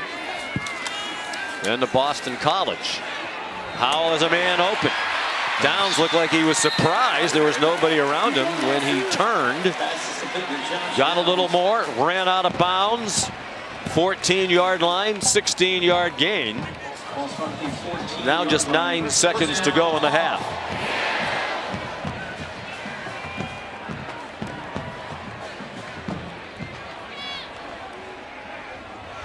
Howell has not yet thrown a touchdown pass today. He's thrown one in every start, every game of his career, 33 straight games with a touchdown pass, longest active streak in the country. He's blitzed. He throws a little too far for Josh Downs. And they're going to try to get back within 1 score by sending the field goal unit out with 4 seconds to go. Pretty good coverage by Jasir Taylor that time. He was working on Josh Downs. Downs tried to stutter step, kind of change speeds on him, and Taylor was right with him. It would have to be a perfect throw. Sam Howell was under pressure a little bit. Here's Taylor in coverage, in good position, and Sam Howell just a slight overthrow and have to settle for 3. And that's, again, another stop of sorts for this Wake Forest defense in the red zone. Grayson Atkins kicks a 31-yard field goal as time expires in the first half. And 55 points on the board. Wake will get the second half kickoff. They now lead at the half for the 8th time in 9 games. Trailed only at Syracuse. Came back to win that one in overtime. And a terrific first half for Hartman, particularly through the air. Well, he ran for one. Howell on the ground. He ran for 76 and 2 touchdowns. We'll send you to the studio for the Capital One halftime report after this message and a word from our ABC stations.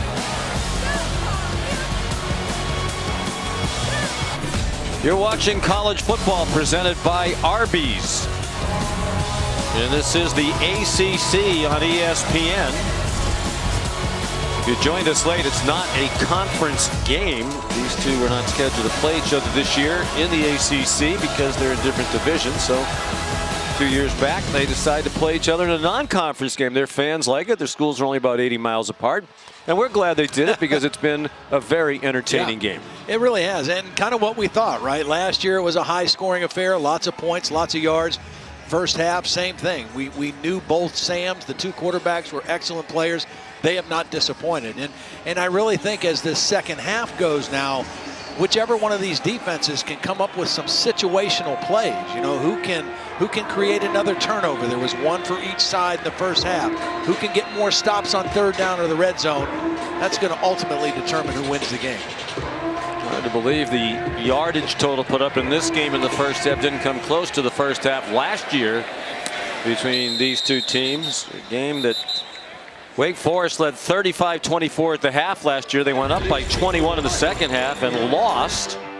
Their offense impressive again today. Yeah, and again, it's unique. It's play action that takes a little while to develop. The quarterback's close to the line of scrimmage. Sam Hartman very comfortable running this offense. This time, great job by the back, recognizing the corner blitz, getting rid of the fake, and just picking up the man, allowing Hartman to quickly get it out for the touchdown to A.T. Perry. But they're fun to watch. I mean, I really enjoy how they operate in this offense. Thrown for 211.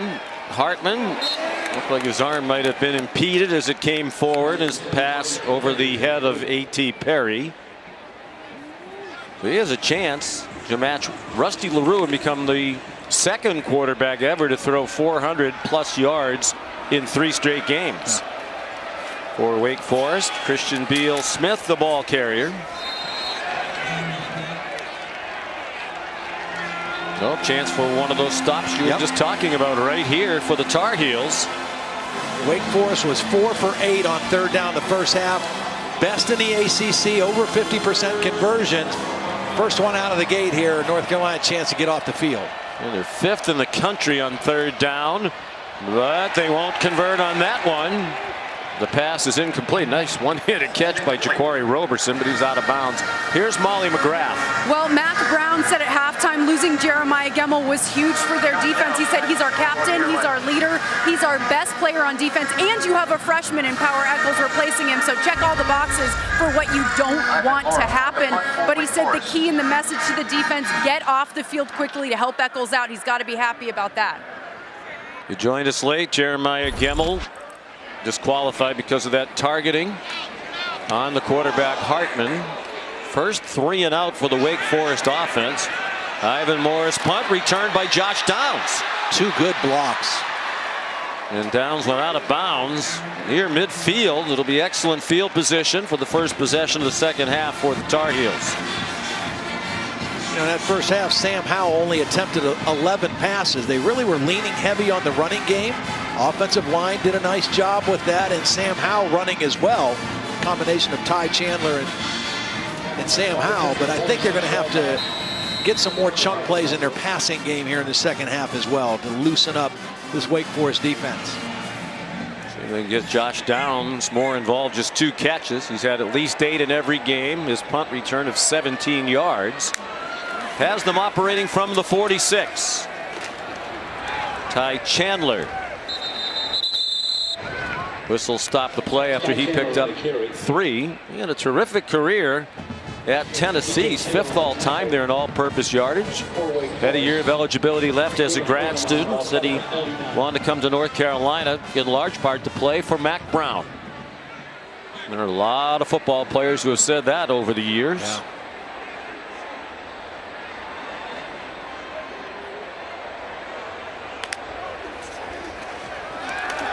After the play fake, Howell throwing deep, single coverage, and it is caught. What a catch by Justin Olson. Justin Olson is the guy they like, who can make the contested catches. A starting outside receiver. They're looking for other guys to emerge to take pressure off of the slot receiver, Josh Downs. Beautiful throw and catch. That's good coverage. I mean, that's good coverage by Gavin Holmes, but better concentration by the receiver Olson. Just his 4th career catch, and the man in coverage, Gavin Holmes, injured on the play.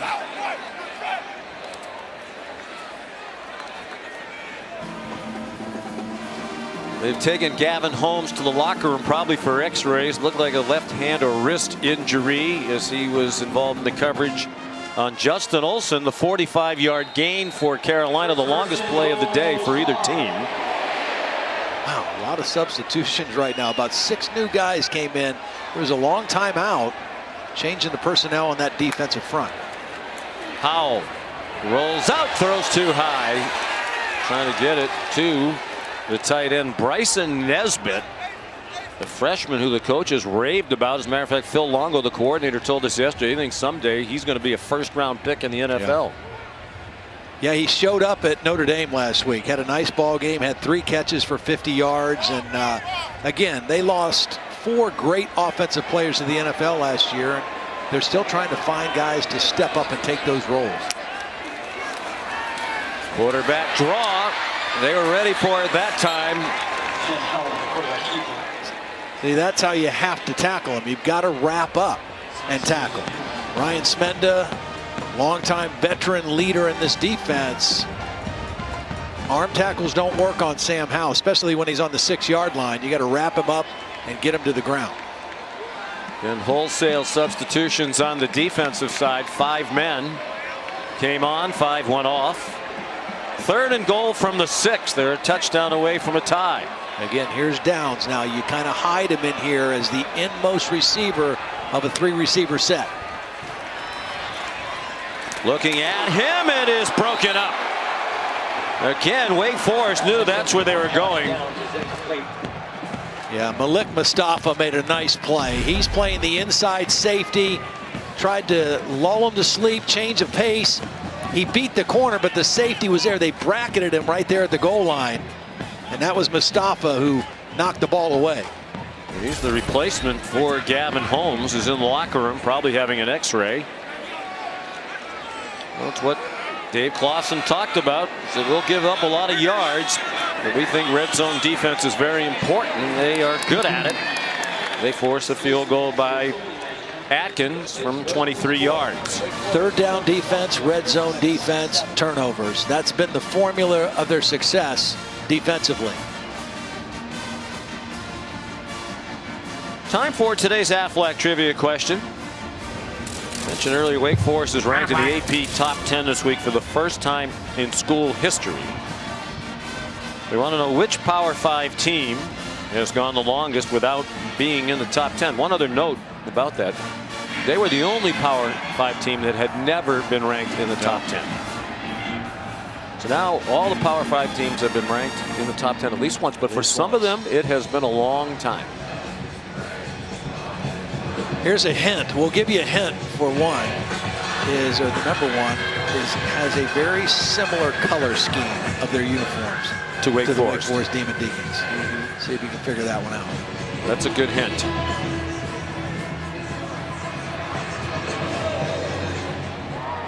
Jonathan Kim, 88% touchback percentage. Starting today, 4th best in the country. And there's another. Well, we know the answer because they showed this to us last night at our production meeting. Which Power 5 team's gone the longest without being in the top 10? Vanderbilt. Back to 1947. That was the previous best start that same year for Wake Forest, by the way. They were 7-0 in 47, which was their best start before this year when they went 8-0. And Matt, you noticed that we brushed past the Harvard of Central New York thing on that graphic, Syracuse University. Justice Ellison out to the 29, a pickup of 4. You know, Syracuse, quite honestly, and watching that film, may have played this Wake Forest offense as good as anybody. They lost the game in overtime, had a chance to win the game, but they did a really nice job defending and taking away the deep throws from this Wake Forest offense in that overtime loss. Justice Ellison, the ball carrier. Well, Syracuse is a 5-win team, 1 from bowl eligibility, but that's one that sticks with Orange Nation. That could have been in the win column. Yeah. The Clemson game, they had a chance at the end. Could be a much better year for the Harvard of Central New York. Hartland carries for a first down to the 36. They went with the quick count again, trying to fool them with the pace. And that time, Hartman, instead of going right behind the center, kind of bounced it out behind the left tackle. Just kind of found a crease, got the first down. Just heads-up play by a veteran quarterback in Sam Hartman.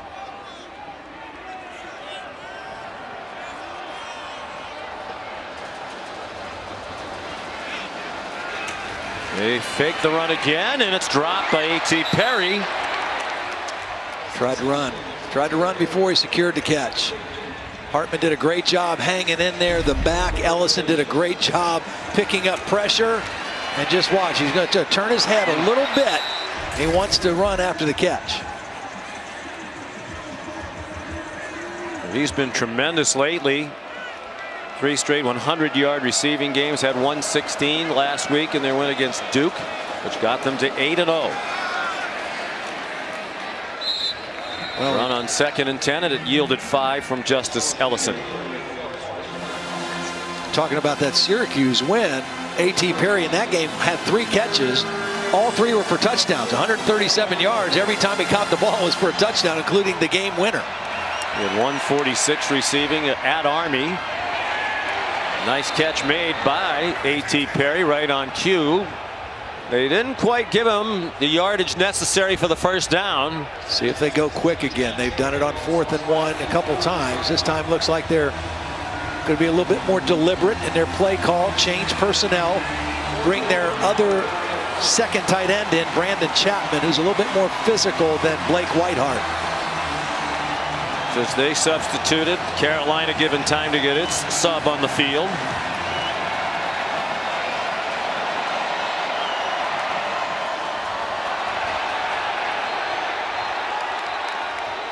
Now Devontae Gordon, the right tackle, definitely moved, but if he moved in reaction to a defender coming across the line, it's going to be offsides against North Carolina. That looked to be what happened from our vantage point. Offside, defense number 25, 5-yard penalty. The penalty results in a first down. Came in Rucker. Critical penalty. Well, we've seen Sam Hartman do a couple things on 4th and short. Quarterback sneak on a quick count twice, and that time a hard count or a hard clap to draw the offsides penalty. Aquarius Conley, number 0, jumped. Pump fake. Hartman try to go deep for more. Lots of pumping. He still made the catch. Wow, have we seen some grabs today with defenders draped all over receivers. This guy is not very big. I mean, he's 5'10", 176 pounds, but he plays bigger. Defense number 20. The penalty will be declined. The result of the play was a catch. First down. We've already seen the touchdown catch. This is a contested catch. Good coverage, tight coverage, penalty, and just no lack of concentration by Morin, who hauls it in. Nice throw by Sam Hartman, giving him a chance. But that is just wonderful concentration by the receiver, Morin. For a 29-yard gain. Down the seam. Stewart didn't see it coming, or Roberson, I should say, didn't see it coming, and Conley upset that he didn't pick it off. Ball almost looked like it got tipped at the line of scrimmage. It looked like it went on a different course. Certainly was different than where the receiver was running. 2nd and 10. They're in field goal range. Wake Forest leading by 4. They run a quarterback draw. Effectively so. Touchdown, Sam Hartman.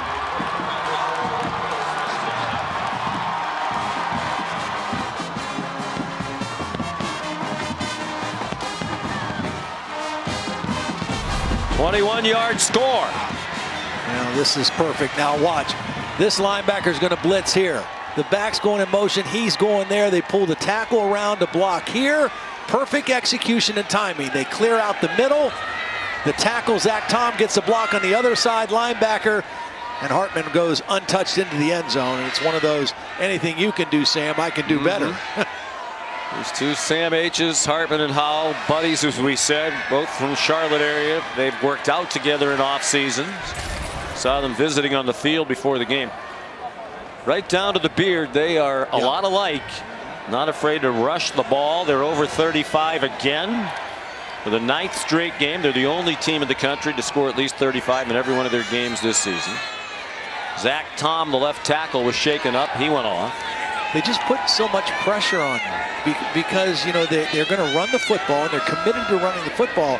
But as soon as you get too aggressive on the run, they're going to throw it over your head. And they've got outstanding receivers all over. So it doesn't matter where the ball goes. Scheme of the extra point. You're watching college football presented by Arby's.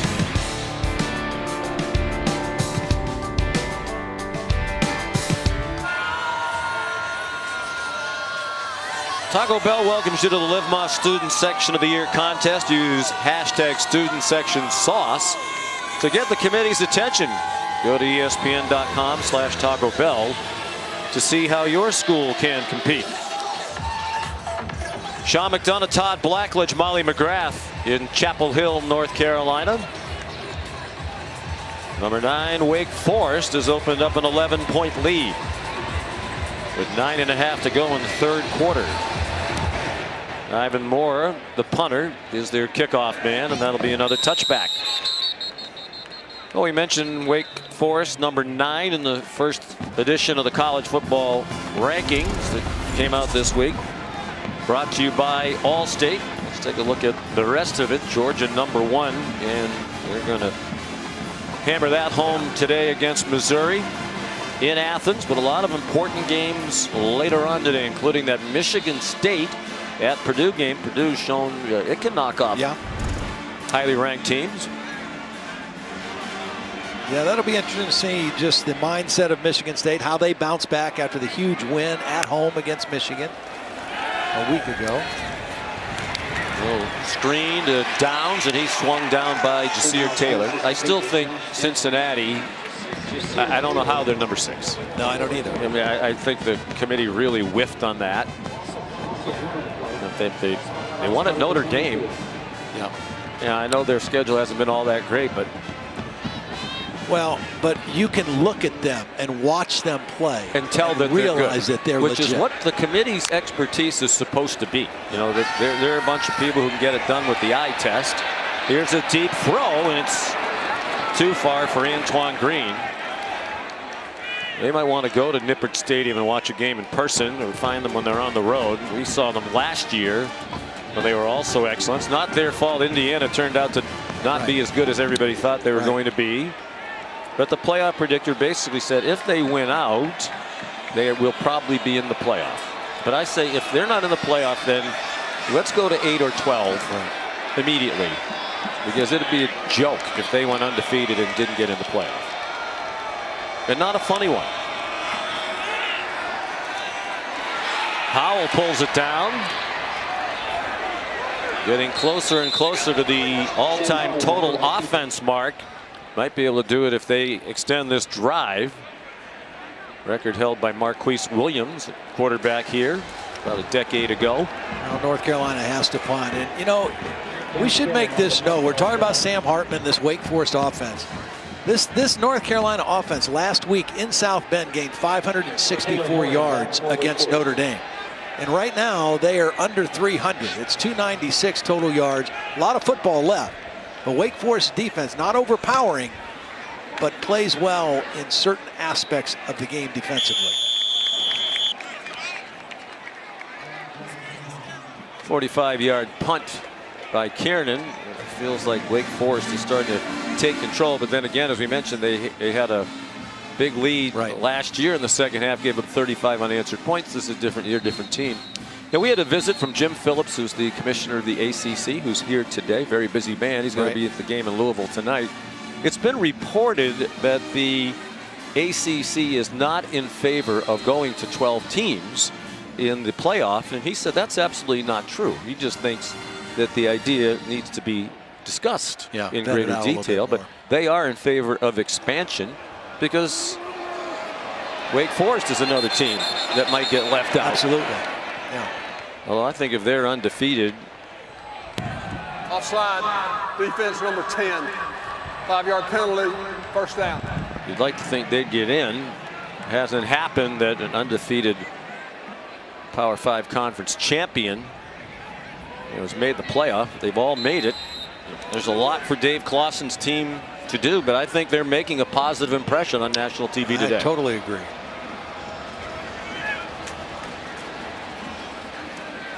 Christian Turner for a first down, and you and I have talked about this before. Is there a more underrated, underappreciated great coach in college football than Dave Clawson? I don't think so. You watch this team play, you know, everything that we've talked about all day long is indicative of a well-coached team. They don't turn it over. They don't commit penalties. They have a man wide open. They have beautiful play design. Perry stumbled a bit. Will they catch him? He dives for the pylon and scores. There's a flag back near the line of scrimmage along the near sideline. Again, this is what they do with their play action, this slow mesh. They dare you to be aggressive.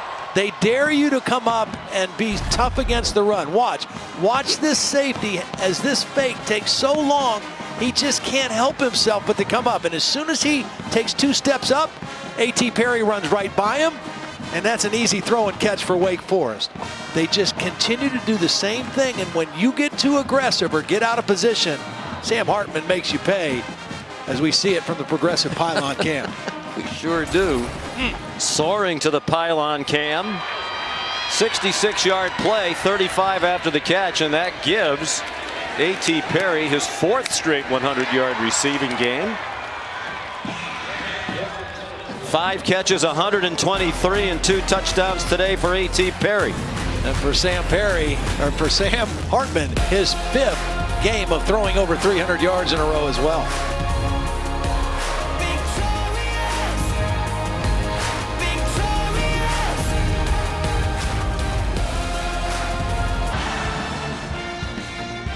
Coming up 4 Eastern today over on ACC Network, number 19 NC State takes on Florida State. And immediately following that game, Clemson and Louisville. Commissioner Jim Phillips will be there. Jim Phillips is a busy man. Through 9 weeks of college football, he's been to 17 games. Wow. There's Jim. He was in Syracuse yesterday for the ACC Field Hockey Championships. Former athletic director at Northwestern, replaced the legendary John Swofford as commissioner of the ACC. And I think an excellent choice. He's a sharp guy. Very sharp. Yep, very sharp. And as he pointed out, you know, and anytime you have discussions about college football playoff expansion, you also have to take into consideration and have serious discussions about how many games you want to play, player safety, player health, the academic calendar. Here's Ty Chandler. They need a big play, and Carolina gets one from the running back out across the 40 for a 17-yard run. It's been one of their best plays. They pull the unblocked or the uncovered center in a backside tackle. It's a little slower developing play, but this offensive line for North Carolina, it's a veteran group, and they're very athletic. They can move their feet. Leading the way for Chandler, another good run. They're sticking with the ground game, even down by 18 now, biggest deficit either team has faced today. Exact same play, just the other way. That was the center Johnson and Richards, the left tackle, pulling out in front of that. 2 runs, exact same play, both for excellent yardage.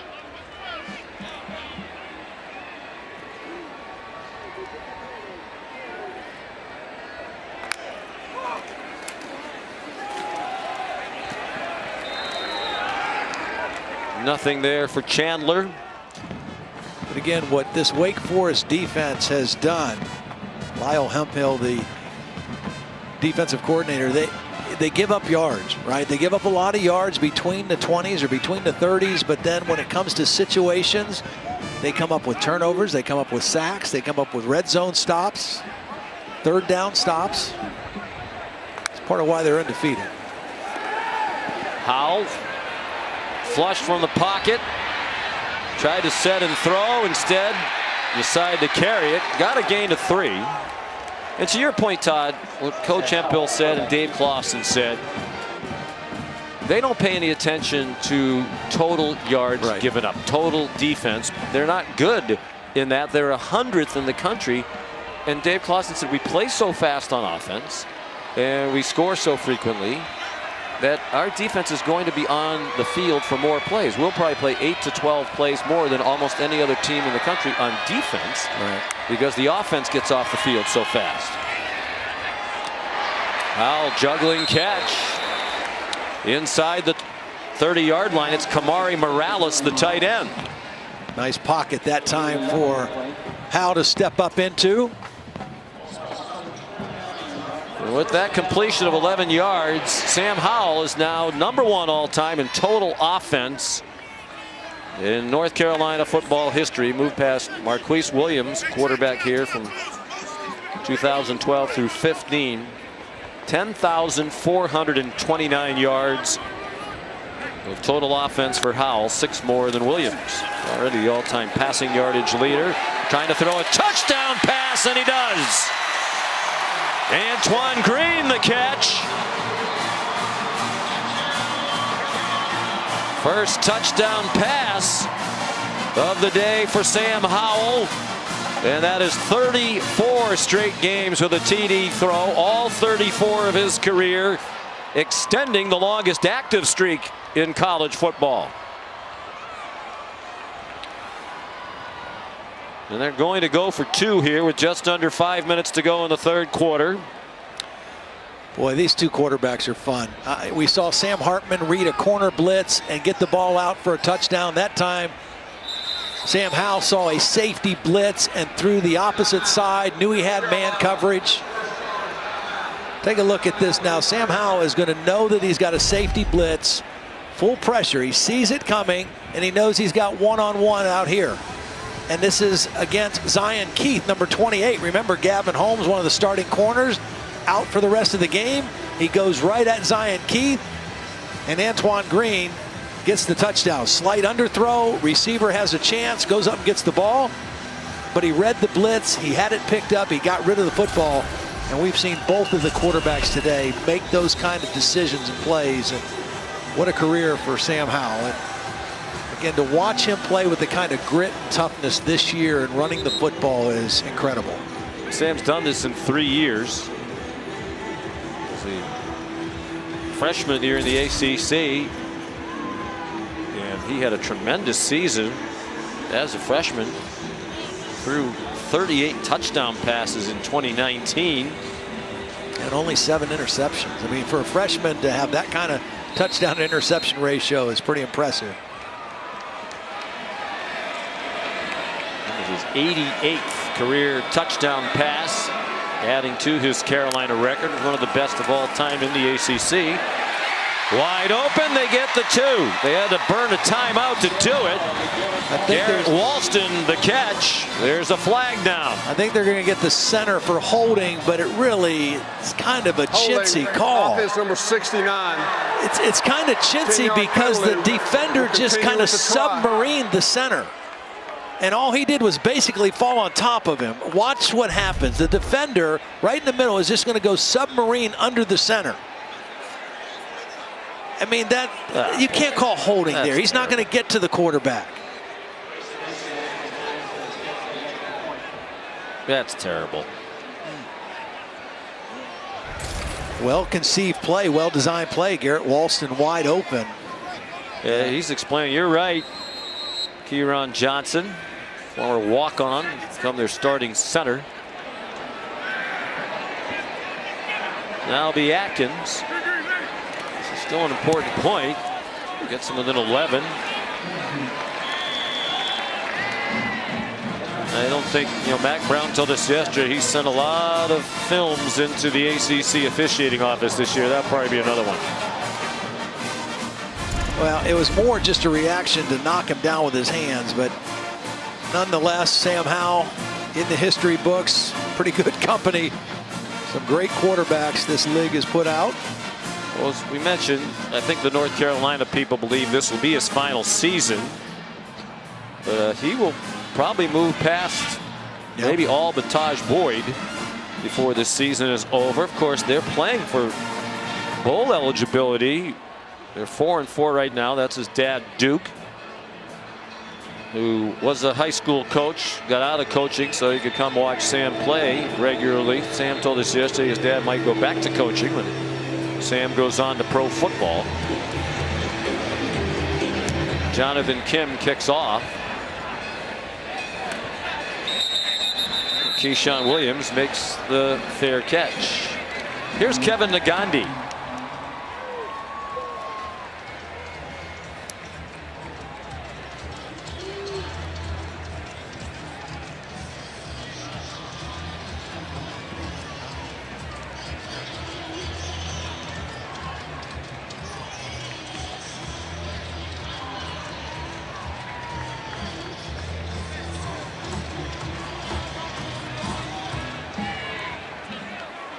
There's Kenneth Walker, former Wake Forest Demon Deacon, was with them last year. We asked Sam Hartman about that. He said, yeah, we're happy for Walker, but he said, I wouldn't trade the 3 guys I have carrying the load for me for anybody. Great effort there by Christian Beal Smith for a 5-yard gain. You know, and I think that what they have this year is kind of part and parcel of what this team is about. Very unselfish group. I mean, they don't care who gets the most carries, the glory. You have 3 running backs. So the negative is none of them get to be a star. The positive is you're going to have fresh legs all through the game. And you're going to be able to lean on that running game with fresh backs in fourth quarters. Hartman, nice move after the catch. Keyshawn Williams, the freshman from Philadelphia, with enough for the first down. That was one of the things Dave Clawson has tried to build. He said in recent years sometimes there were players who were more about me than we. Right. He said this year we have a team filled with players. It's about we, not me. Sam Hartman. And it looks like he has a first down. And to be clear, he didn't say that about Kenneth Walker. No, just he actually was talking about it more about his 2019 team. Yes, you know? The one that started 7-1. Yeah. Got a little caught up, he thought, in it.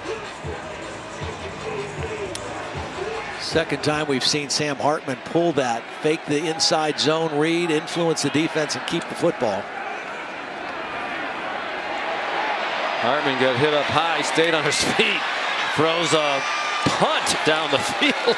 Boy, he threw that a long way in the air, almost 60, 65 yards.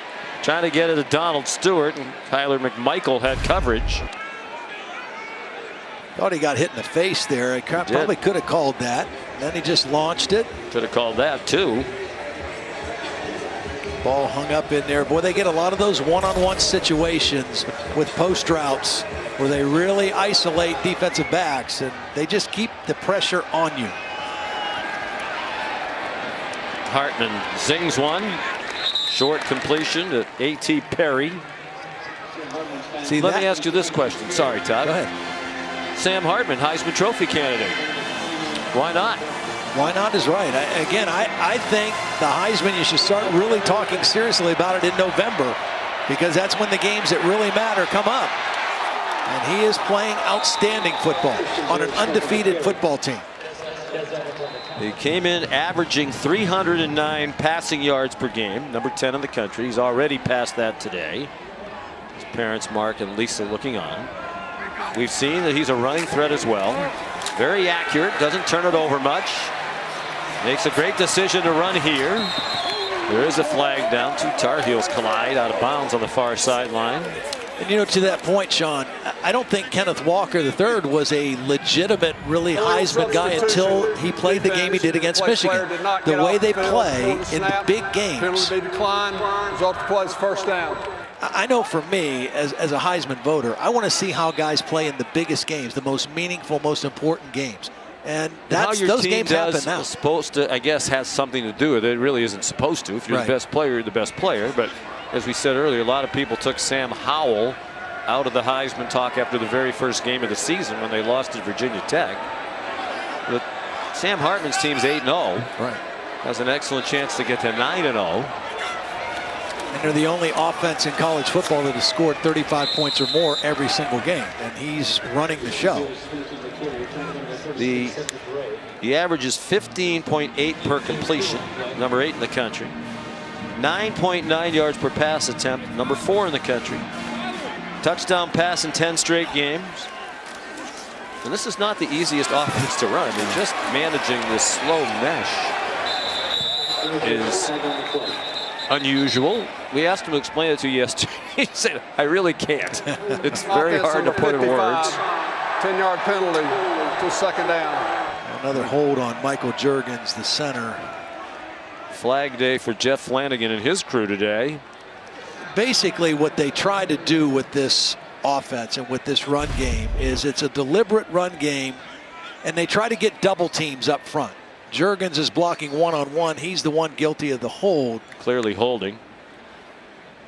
But they try to maintain these double team blocks, and then they use the play action pass off of every run action that they have. And they lull you to sleep a little bit to either pop a run or throw one over the top of your head. The leading rusher, Christian Beal-Smith, is the injured player, redshirt junior from Winston-Salem, which is where Wake Forest is located.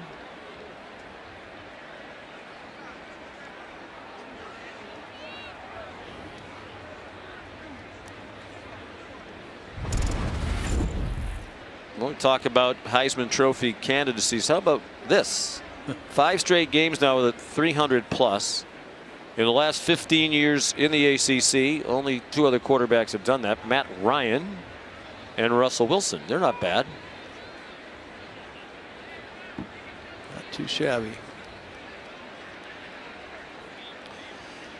I really enjoyed talking with Sam, both Sams, but when we talked to Sam Hartman the other day, and he was talking to us about just, some of the things he's really worked on off the field from a mental aspect, a mental approach, and talking about very candidly just about mental health and about dealing with anxiety and tension and some of the pressure he's felt at other times in his career. And he's worked with therapists and sports psychologists and really tried to get on the other side of that, and how much better he feels and feels like he's playing because of it.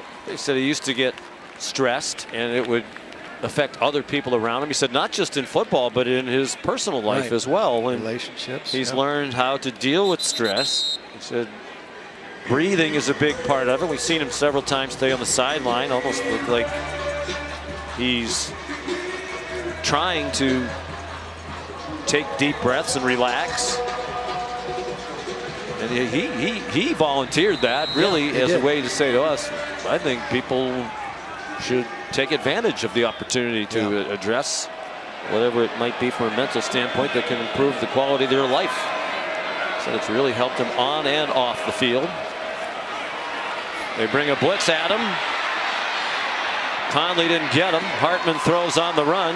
Keyshawn Williams shoved out of bounds inside the 25. Well, I thought his best description of it was, he says, as an athlete, as a player, you want to be like a fine-tuned machine, a well-oiled machine, and the breathing is like that good oil, and tension and anxiety is like rust on the machine or on the engine. And I was very impressed with how he put that. He's surrounded, has the ball batted down by Miles Murphy, sophomore defensive lineman out of Greensboro, who Jay Bateman, the coordinator, says is the most talented player on this North Carolina defense. Big third down stop right there. Murphy knocked the ball down, and Timon Fox knocked the quarterback down. So they got a hit on the quarterback, and they forced the field goal attempt. By Nick Skiba. Be a 42-yard try.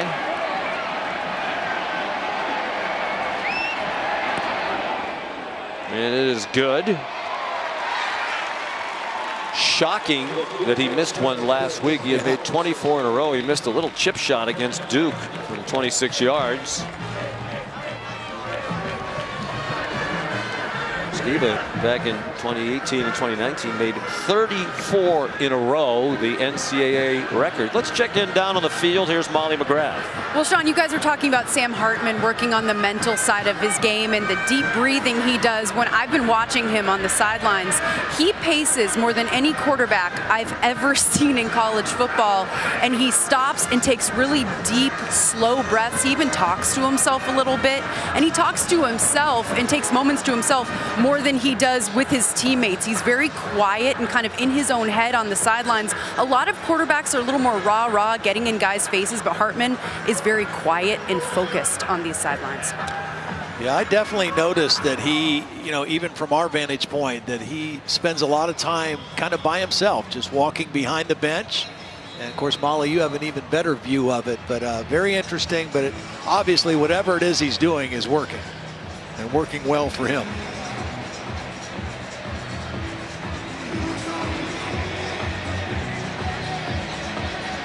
Well, Ivan Moore to kick off again.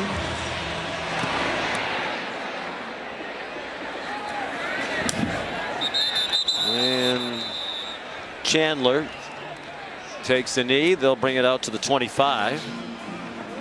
How about it? College basketball is here.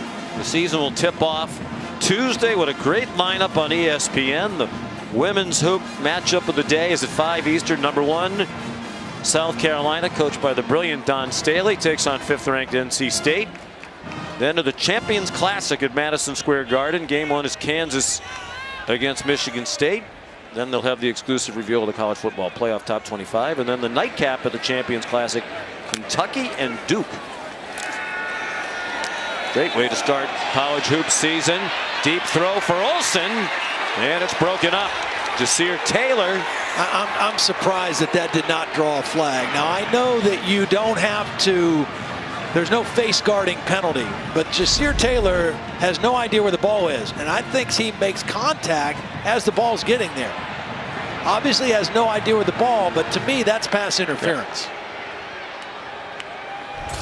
Matt Austin from his palatial home nodding his head in agreement with you, Todd. The crowd has seen a couple of replays and they're booing as well.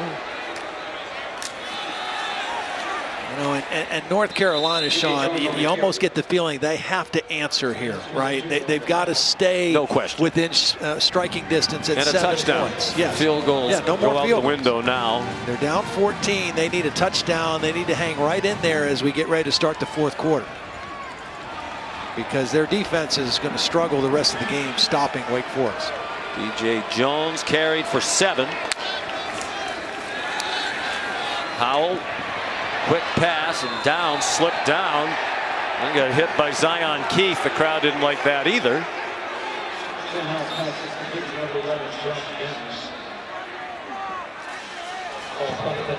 Downs is the nephew of Dre Bly, who was a great defensive back here and is now their cornerbacks coach.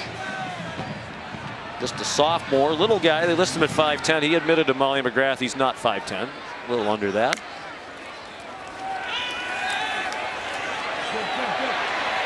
Howell on the final play of the quarter runs across the 40. Christian Beal Smith with a boot around his his right leg. That's terrible news for Wake Forest. They lead by 14. Our coverage on ABC will return after this message and a word from our ABC stations.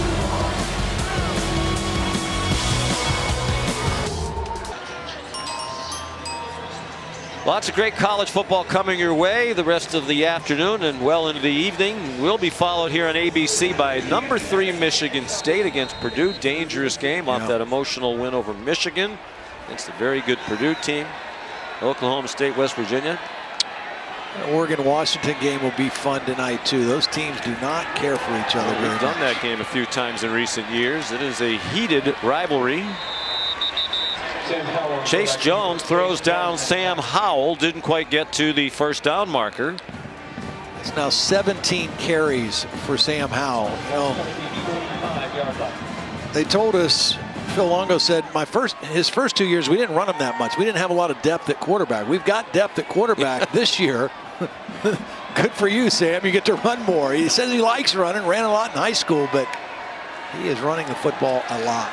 And as Sam Howell also said, last year when they had NFL players at running back and depth at running back, they didn't need to run Howell. Right. He throws for a first down to Antoine Green.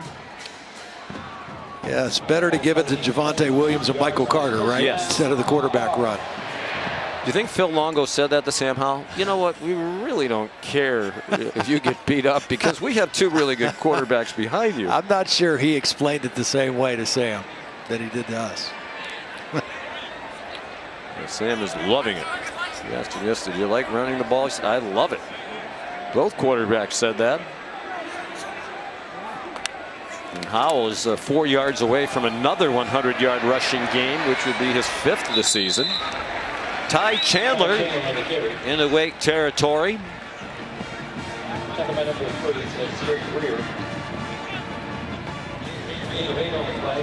The 39.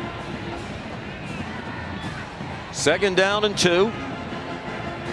Chandler now their leading rusher. He's over 100 for the 3rd time this season with 104 on 13 carries, 8 per carry.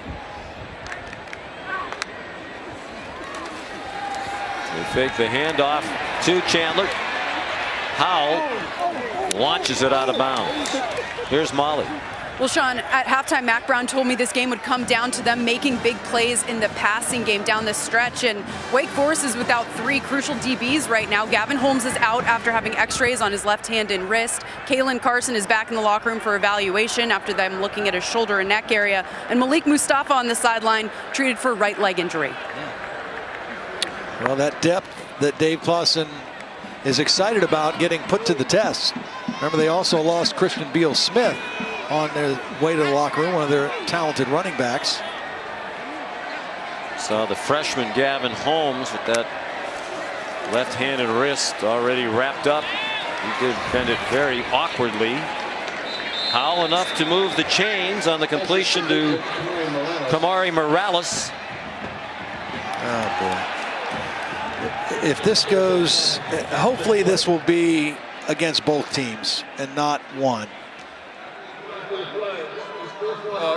Number 2 on the defense. It's number 2's first. The sportsmanlike conduct foul. Penalty's 15 yards. First down. I mean, it was Ty Chandler and the defender. I mean, it was 2 guys. They both were involved. You always say, well, it's always the second guy who gets caught. To me, that should be unsportsmanlike both ways, and just go ahead and play the next down. Matt, did you see anything there that you'd like to add to? Well, I agree with Todd. The North Carolina player had a handful of his jersey, wasn't letting go, and all the guy did was swipe his hand away. So I would like nothing there, to be honest with you. That'd be the best. And Chandler could not escape. Excellent penetration by Miles Fox. Transfer from Old Dominion, got an undergraduate degree there, and then came to Wake Forest. Yeah, just take a look. Quick penetration. Got right past the center and right guard. Guy who's played a lot of football. What they tell us is 7th year, right? Old Dominion. And I mean, there's a lot of guys like that in college football, right? That are getting a 7th year, 6th year, the COVID year, the super seniors. He missed all of 2019 with a torn Achilles, suffered in practice. Was the comeback player of the year in the ACC last year. Nice throw by Howell, and the catch by Morales. They're poised to make this a 1-score game with a long way to go if they can get it in the end zone. Yep, and this is where Wake Forest has kind of bowed their neck a little bit in the red zone. But again, Sam Howell knows we have got to stay, we got to keep in pace. We got to stay 1 touchdown away from these guys. We overtook them by 21 points last year, but this is a better Wake Forest team this year that we're dealing with. 4-down territory, you would think. That's a moot point as Chandler's in the end zone. Tough run by Ty Chandler. 13 yards, and it is a 1-score game with a long way to go in Chapel Hill. And now more than just some woofing after the touchdown. Well, really good blocking at the point of attack on the touchdown. Jordan Tucker, the right tackle, and Antoine Green, the wide receiver, did an excellent job of converting his route and then becoming a blocker. He was the key block down near the goal line. Well, there have already been 17 accepted penalties in this game.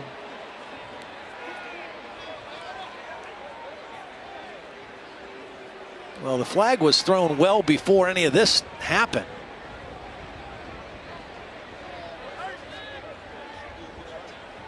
There's the block by Antoine Green.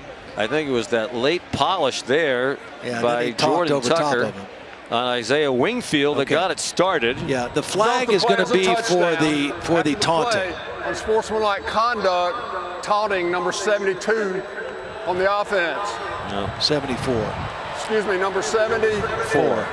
We'll help you. There you go. That's number 74's first unsportsmanlike conduct foul. The penalty will be enforced on the try. Well, that's big, because it makes it a tougher extra point as they try to get within 7. Well, Jordan Tucker made a nice block on the play, but then just got carried away at the end of the play. And you know, penalties, this has kind of been the norm for North Carolina. There are 8 penalties. That's kind of been where they've been most games. It's really uncharacteristic for Wake Forest at this point to have 9 penalties in the game for almost 100 yards of yardage. Here's Grayson Atkins. What is the equivalent of a 35-yard field goal? He'll only get 1 point if he can knock this extra point through. NFL extra point try, and he nailed it. Excellent kicker, transfer from Furman. So another nice day for Chandler, averaging 7.6 per carry. He's been in the end zone twice. And it is a 7-point game when you look at it from the Progressive Pylon Camp. 11:22 to go.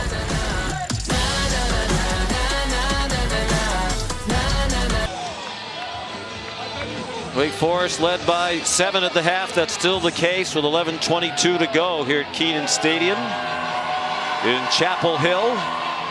Wake Forest trying to go to 9-0 on the season. North Carolina trying to get to 5-4. It's a touchback from Jonathan Kim. Here's Kevin Nagandi.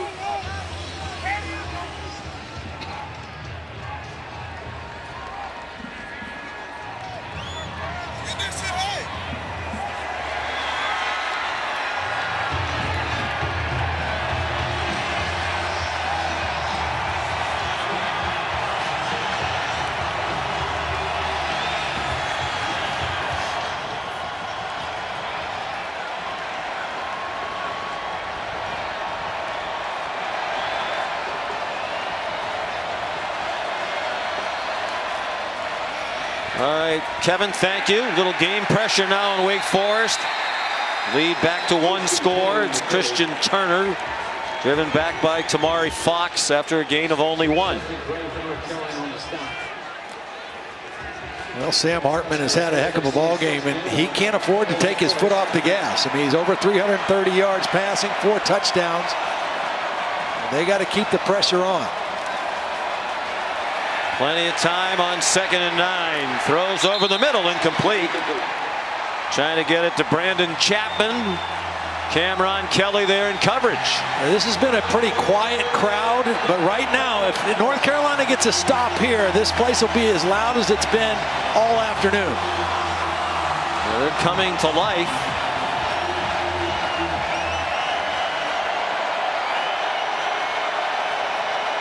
Third down and 9. Wake is 6 out of 13 on 3rd down.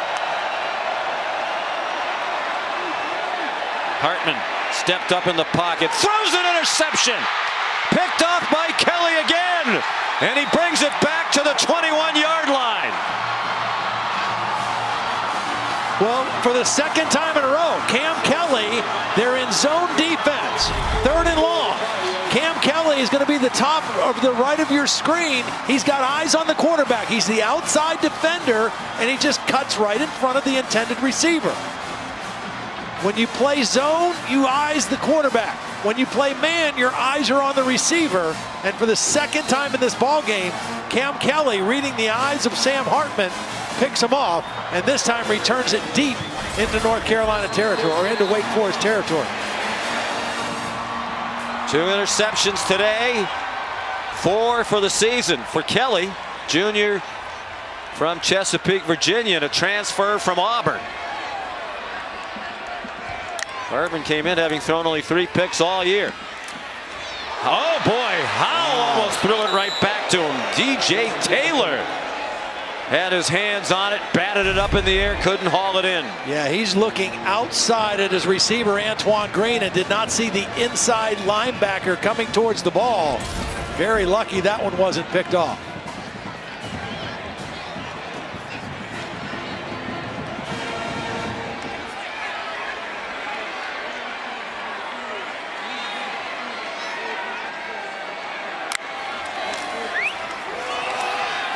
Chandler with blockers. Ty Chandler, another touchdown.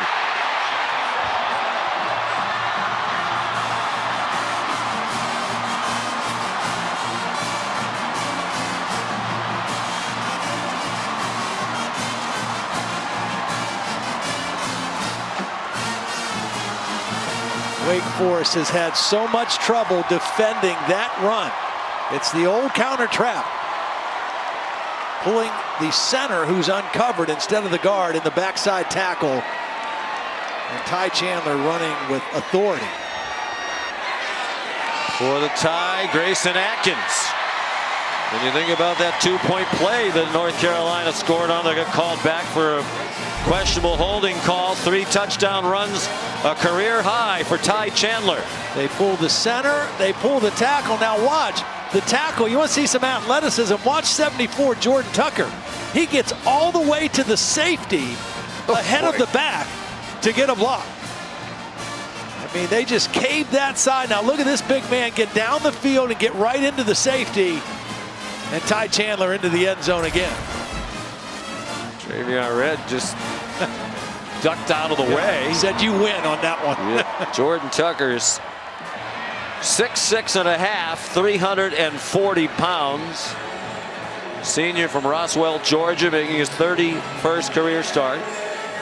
So last year, Carolina came from 21 down to beat Wake Forest. They've rallied from 14 down here in the fourth quarter to tie the game with still 10 and a half to go. It was 45-21, 24 rather, Wake last year with 7 minutes left in the third quarter. Carolina went on the explosion. Sam Howell led the way. 35 unanswered points in 17 minutes and 4 seconds. Largest comeback in North Carolina history from 21 back.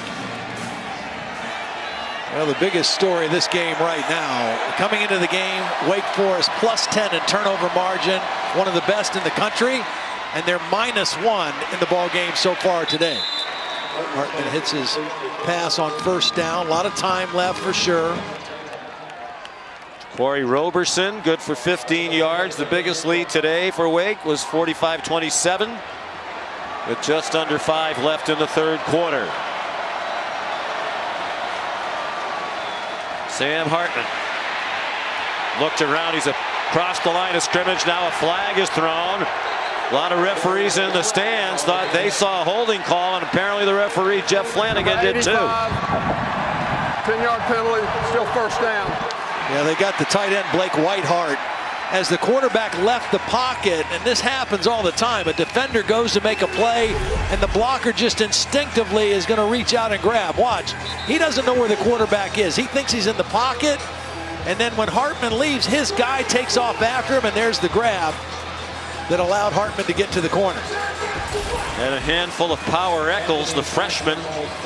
We've seen a lot more playing time than expected today with the disqualification for targeting of their defensive leader, Jeremiah Gemmel. Under 10 minutes to go.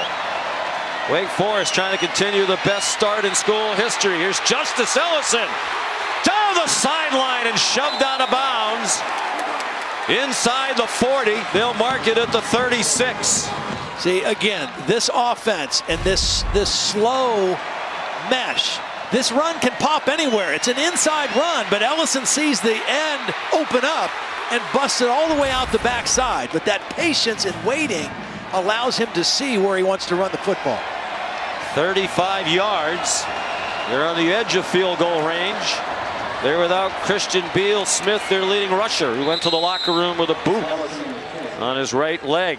Ellison again, freshman from Ashburn, Virginia. Got them to the 32.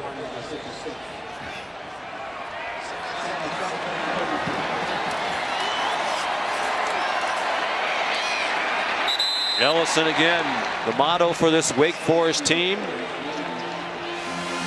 Good to great. Dave Clawson said, we've been good a lot lately. They've been in a bowl game each of the last 5 years. We haven't had that breakthrough season. If they're going to have it this year, they likely need to reclaim the lead here and go on and win. Ellison, the freshman, thrust into the spotlight without Christian Beal Smith. He got popped down by Cedric Gray, 2 yards short of the line to make. Well, that time they set the edge. On the long run, the 30-plus yard run, North Carolina did not set the edge. That time Cedric Gray did. They're going for it on 4th down and 2.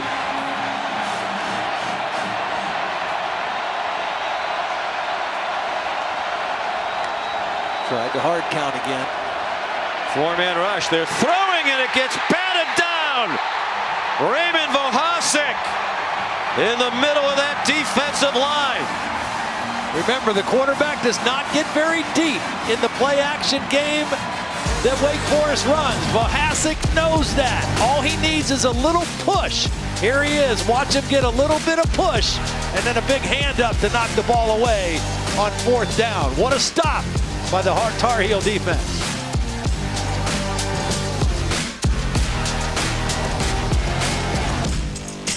College football on ABC is presented by Arby's. We have the meats.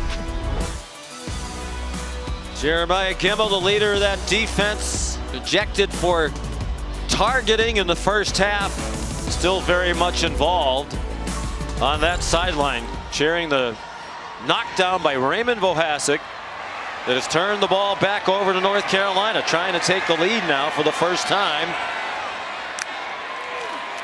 since the second quarter, when they were up 21-17. Ty Chandler ahead for a couple. If you joined us late, early on, it was back and forth. They were matching scores. There were 6 lead changes. Since then, Wake Forest seemed to be pretty comfortably in control. Big turnover. Hartman's second interception thrown to Cameron Kelly today. And Carolina scored immediately thereafter to tie it. Now taking over on downs, they can take the lead. Clausen decided to forego the field goal try with one of the best kickers in the history of college football. Ty Chandler chopped down by Nasir Greer. Now the running game of North Carolina behind this offensive line that is playing with more and more confidence as this season has gone on. They weren't really good when the season started. They thought it would be a strength. They did not play well early. They had some problems with injury at center, but they are coming on, and now at 255 yards rushing in the ball game, they've got this Wake Forest defense on their heels a little bit. 3rd down and 4. What do you expect? Quarterback draw, and it's a first down. I'm a little surprised that Wake Forest wasn't a bit more prepared for that. I mean, they love that play in key situations. Well, it's not an easy play to defend because you've got an extra blocker with the back and you release one of the linemen who's uncovered onto a linebacker. You still have to cover the receivers, but Hal just has a really good feel for running that play, and he has good timing with it. They have converted on 6 straight 3rd downs now. DJ Jones couldn't break free from Luke Masterson. He's been a good player for a long time. 6th-year super senior out of Naples, Florida. Right now, if you have DJ Jones in the game, the one thing you got to be concerned about is just take care of the football. Make sure you hold on to the football. Remember, there was a strip of Ty Chandler early in the ball game, first possession, that led to a Wake Forest, the initial score of the game. Fake the handoff to Downs. Now they throw. That would look like a lateral. Yep. It's a live ball, and then he's thrown down. A terrible play by Zion Keith. Downs was well out of bounds, and Keith just slammed him to the ground. Well, first of all, it was a smart heads-up play by Josh Downs to pick up the football. Whether he thought it was a lateral or not, you've got to assume that it is. After the player was out of bounds, personal foul, number 28 defense, 15-yard penalty, first down. Yeah, I mean, you don't make this mistake. Number one, it's in the white clearly, and number two, it's on the North Carolina sideline. I mean, there's just that's always going to draw a flag. And again, very uncharacteristic. Most of this game has been characteristic of Wake Forest. 10 penalties for 104 yards, not characteristic.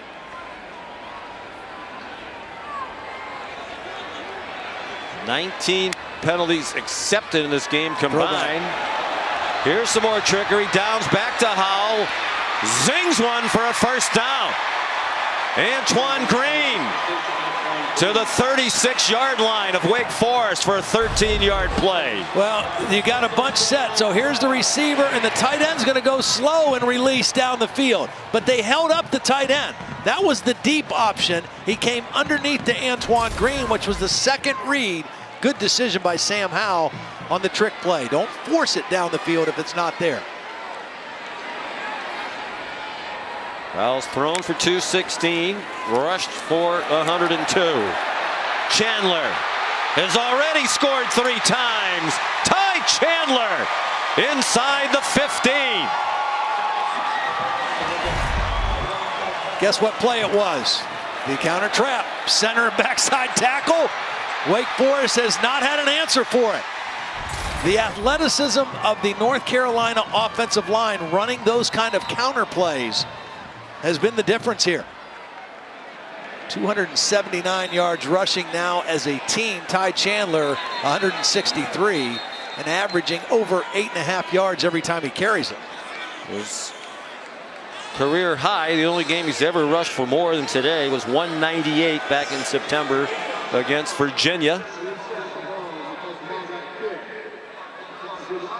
So please reset the clock to 4 minutes and 30 seconds, please. It will start on my signal. And that's now important because all of a sudden that clock is an issue. Yes. As you can see, they're in field goal range at the very least.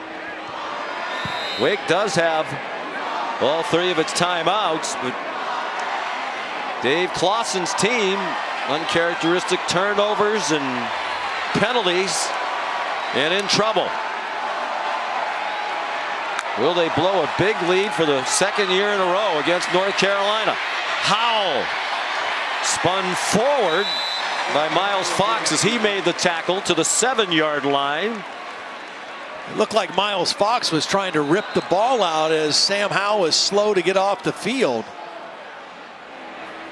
And that enabled Howell to get closer to that first down marker, but of more concern is the health and well-being of Sam Howell.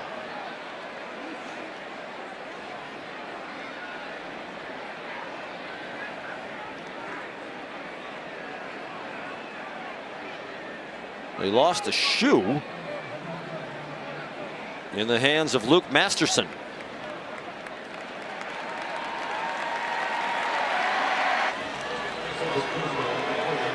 While we were away, Sam Howell got up, ran off the field. He appears to be okay, but he has to stay out for a play. So welcome to the game, Jacoby Criswell, in a tie game with under 4 minutes to go. Sophomore from Arkansas, highly recruited. He was the Gatorade Player of the Year in high school in Arkansas. Will they just give him a nice safe play on 2nd and 3? Yes, they do. A handoff to Chandler. He gets 1, and here comes Howell. I think Sam just got the wind knocked out of him.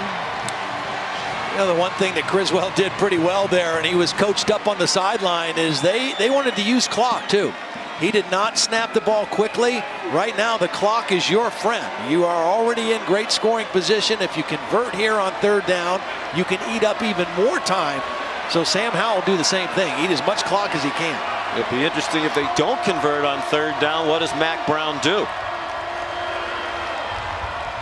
3 minutes to go. Undefeated Wake Forest in trouble. Nothing doing for Chandler. Rondell Bothroyd the stop. What a play by Bothroyd. You got to kick. I think you got to go for the 3 points. Got to take the lead. Now, the other thing that might happen is, does Dave Clawson use one of his 3 timeouts here? A lot of discussion going on right now. I think North Carolina is going to let the play run all the way down. They can use a timeout, give Mack more time to think about it too if he wants to. The problem is they've run 2 plays and actually lost a yard. This started out 2nd and 2, and now they're 4th and the long 3. And to your point, the time is more likely to be an issue for Wake Forest. Yeah. But they score so quickly. I don't think Dave Clawson is worried about time with all 3 timeouts as briskly as they move. What will happen when we come back? Will they go for it on 4th or kick a go-ahead field goal?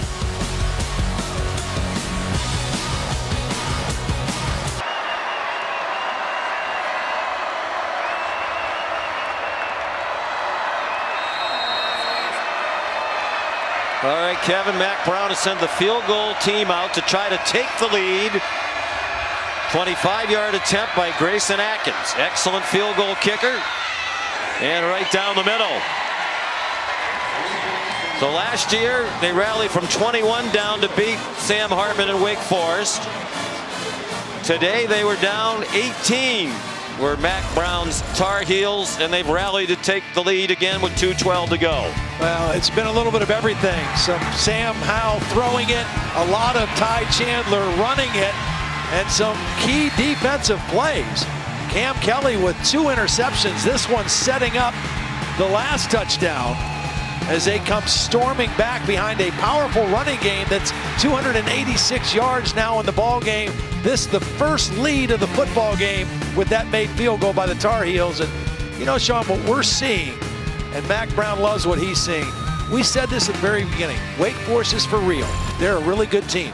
But this would be the most talented team that they have faced yet this year. And we're seeing that. They've got dudes, man, on offense and defense. North Carolina's got guys. And they have more coming. Another terrific recruiting class for Mac Brown on the way. 7th lead change of the game. Carolina leads for the first time since the second quarter. Well, they said they want to go from good to great, have a breakthrough season.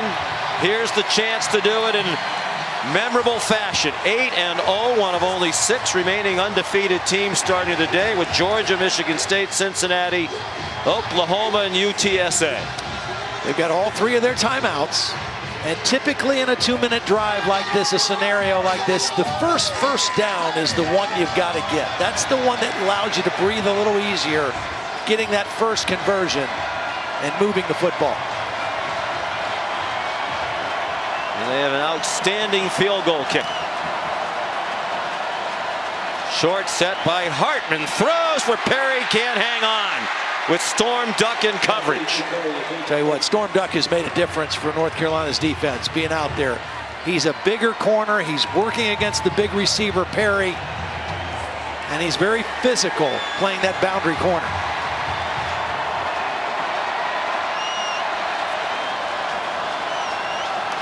Second and 10. They have not scored here in the fourth quarter. Hartman on the run. Catch made that time by Roberson with just enough for a first down. Well, to me, that makes more sense going the other way. That was going against Conley, the sophomore. He was in coverage on Roberson. I'd probably stay away from Storm Duck in a situation like this. Clock running.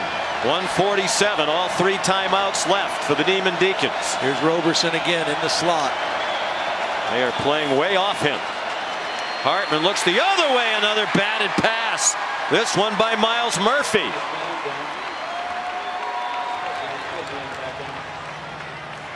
Well, when you talk about North Carolina having dudes, that's what I'm talking about. Miles Murphy, 6'3.5", 305-pound sophomore out of Greensboro. Everybody recruited him. Everybody offered him. I mean, he has got a high ceiling as a player. They're showing blitz, and they bring it from Hartman's left. Couldn't step into the throw. Nobody in the area. Miscommunication with his receivers. Pressure from Tamon Fox. Yeah, Tamon Fox did a great job running right through Zach Tom, who is the best offensive lineman that Wake Forest has. And Tamon Fox got underneath him and drove him right back into his quarterback's lap. You got to think about at least 5 to 7 yards here. You'd love to get 10, but this is 2-down territory. Obviously, you got to get something positive with this throw. Hartman throws way too high for more, and they had 2 men covering, led by Tony Grimes. And now the magical season for Dave Clawson and the Demon Deacons could come down to 1 play.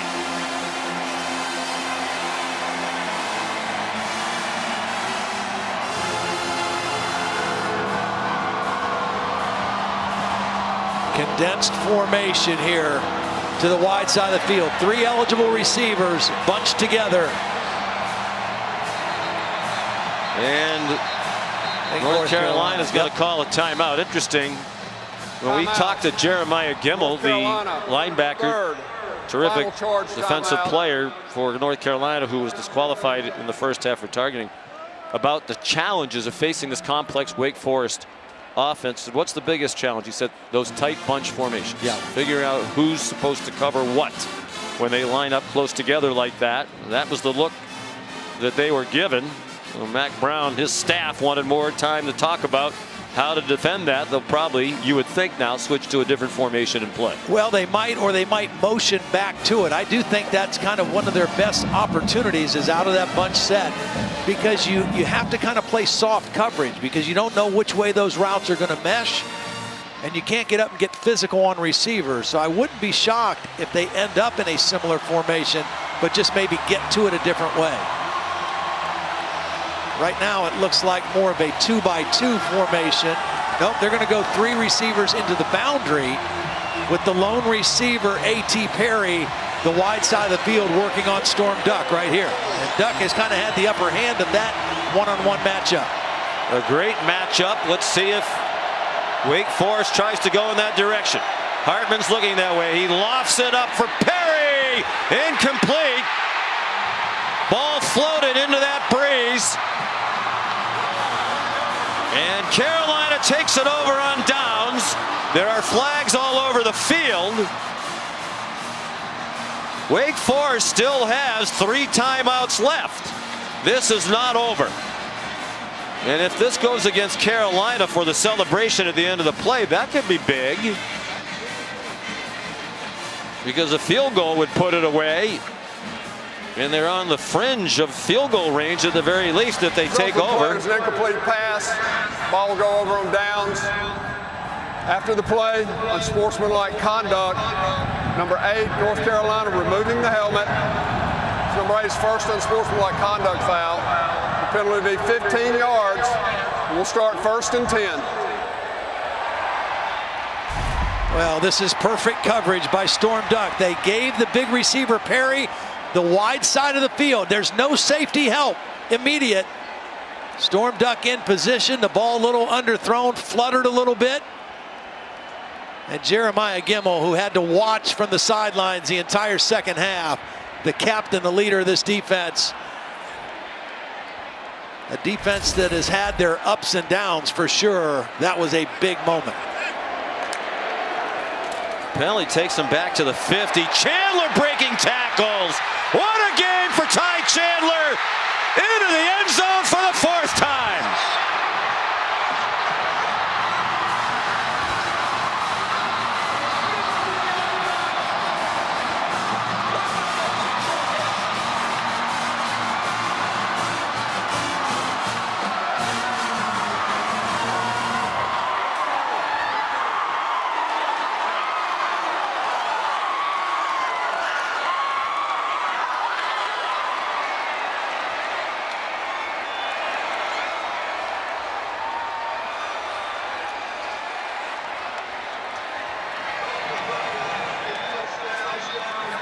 Unsportsmanlike conduct, number 76 removing the helmet.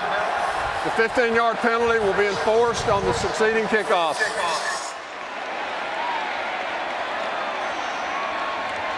Career high 213 for Ty Chandler, surpassing the 198 he had against Virginia earlier this year, and a career high 4 touchdowns.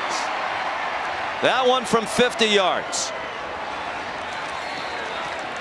336 yards rushing as a team for North Carolina against this Wake Forest defense.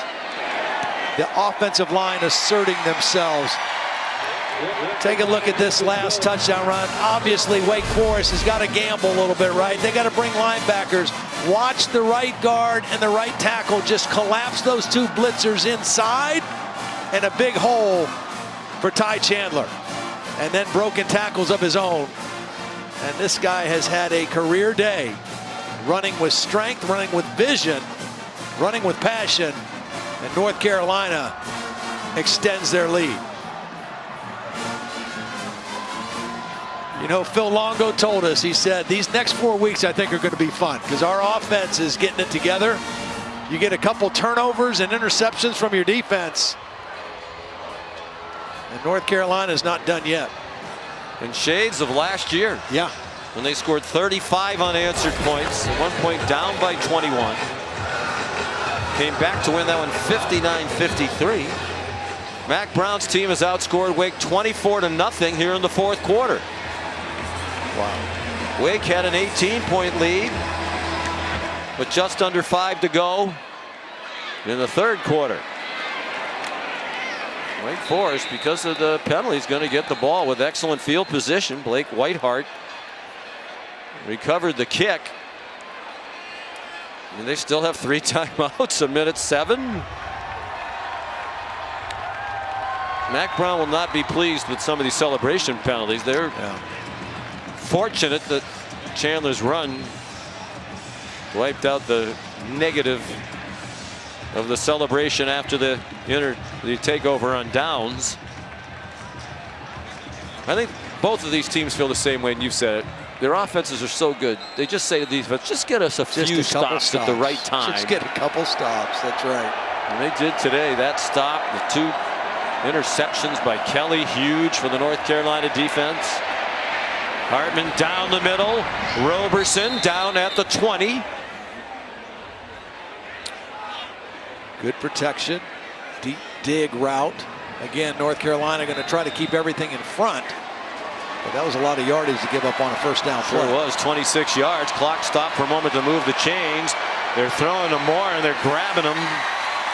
Incomplete with Storm Duck in coverage. The coaches said yesterday, if he's healthy, he is a difference maker. Yeah. That's proven to be very true here today. Well, they think he's the best cover corner guy in the league, in the ACC. Of course, he's got a heck of a coach in Dre Bly. And on that last possession, when they turned him over on downs, Dre Bly made a sprint all the way to the end zone to celebrate with his corner. He was pretty good. He was pretty good. Hartman running out of time. Sam Hartman runs, gets thrown down by Fox at the 14. Dave Clausen will use his first timeout. Yeah. Here's Kevin Nagandi.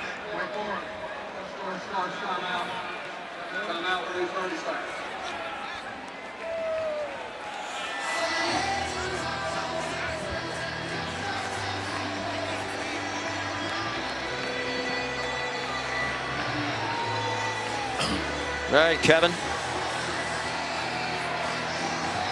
Dave Clausen trying to do something to get a quick score, keep hope alive. Hartman's had a rough fourth quarter. Just 3 out of 12. Still has thrown for 384 for the day and 4 touchdowns, but he'll beat himself up about those 2 interceptions, particularly the second, which led directly to the game-tying score. Cameron Kelly, the 2 picks today that were huge for North Carolina. So it's 3rd down and 3. You expect with so little time, you can't be concerned about getting the first down. You got to throw the ball in the end zone again, don't you? Yeah, you do. I mean, the clock will stop again momentarily if you convert a first down, but you got to score as quick as possible. Hartman faked it to Ellison. Hartman throws, and it's caught for a touchdown by Roberson. Looked like he might have gotten away with a little shove to get free as the ball was on the way. 14 yards and a touchdown. Roberson is the guy I think you need to work. He's got inside coverage by the safety Conley, and the other safety Morrison not able to get over the top to help in time. That's a beautiful throw by Sam Hartman.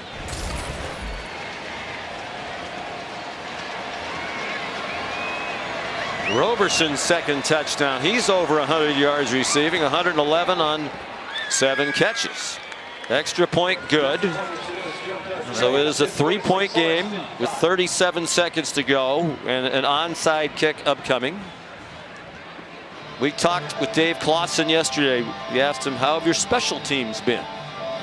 He said, excellent. Yeah. I think we're one of the 1 or 2 best in the country when you look at some of the metrics and places like ESPN that grade out special teams. Here's the chance for a big special teams play. They need an onside kick recovery. Yeah, probably the lowest percentage play that there is in football, the onside kick recovery, but they've got a chance. You know, they got that quick score, so they got a chance at it, and it's been the kind of game we expected, right? We knew this was going to be a high-scoring game, an offensive-minded game. Which defense could come up with a couple stops or turnovers, and it's been fun to watch and fun to call.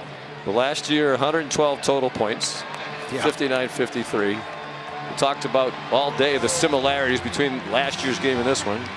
This year, 113 points.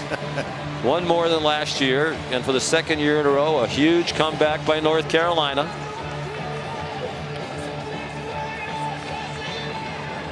Hartman responsible for 5 touchdowns, throwing and 2 rushing. That's 7 total.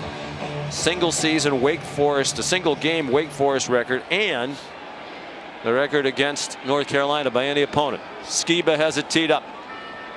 Onside kick. It goes out of bounds.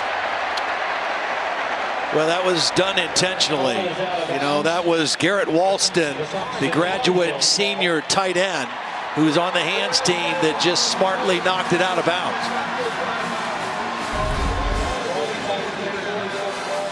So Skiba kicked a little too hard. They're hoping for the big hop there and somebody to run under it. You said alert play by Walston. Yeah, looks like he played a little volleyball in his past high school life. Bet they've coached them up on that a few times. So now all they have to do is take a knee, which is Wake Forest can only stop it twice, and they will, and hope that somehow North Carolina has a miscue on an exchange. Well, they want to go from good to great. That's their motto, and for so much of the day today it looked like they would. Yeah. Hard to explain how it unraveled, especially how all of a sudden the offense completely disappeared. Losing Christian Beal-Smith hurt a little bit. Right. But, you know, he's basically part of the interchangeable situation at running back. You know, part of it is, too, when we talked to defensive coordinator Lyle Hemphill, we asked him, you know, describe the season for your defense. He said, wildly inconsistent. You know, that's kind of what this was. You know, there were moments when Wake Forest was playing some good defense, especially the situational aspects, and then all of a sudden they could not stop the run at all. They had no answer for Ty Chandler. And the things they don't do that are part of their formula. Penalties, 11 of them today for 119. Turnovers, 2, but both led to a touchdown for North Carolina. Here's Kevin Nagandi.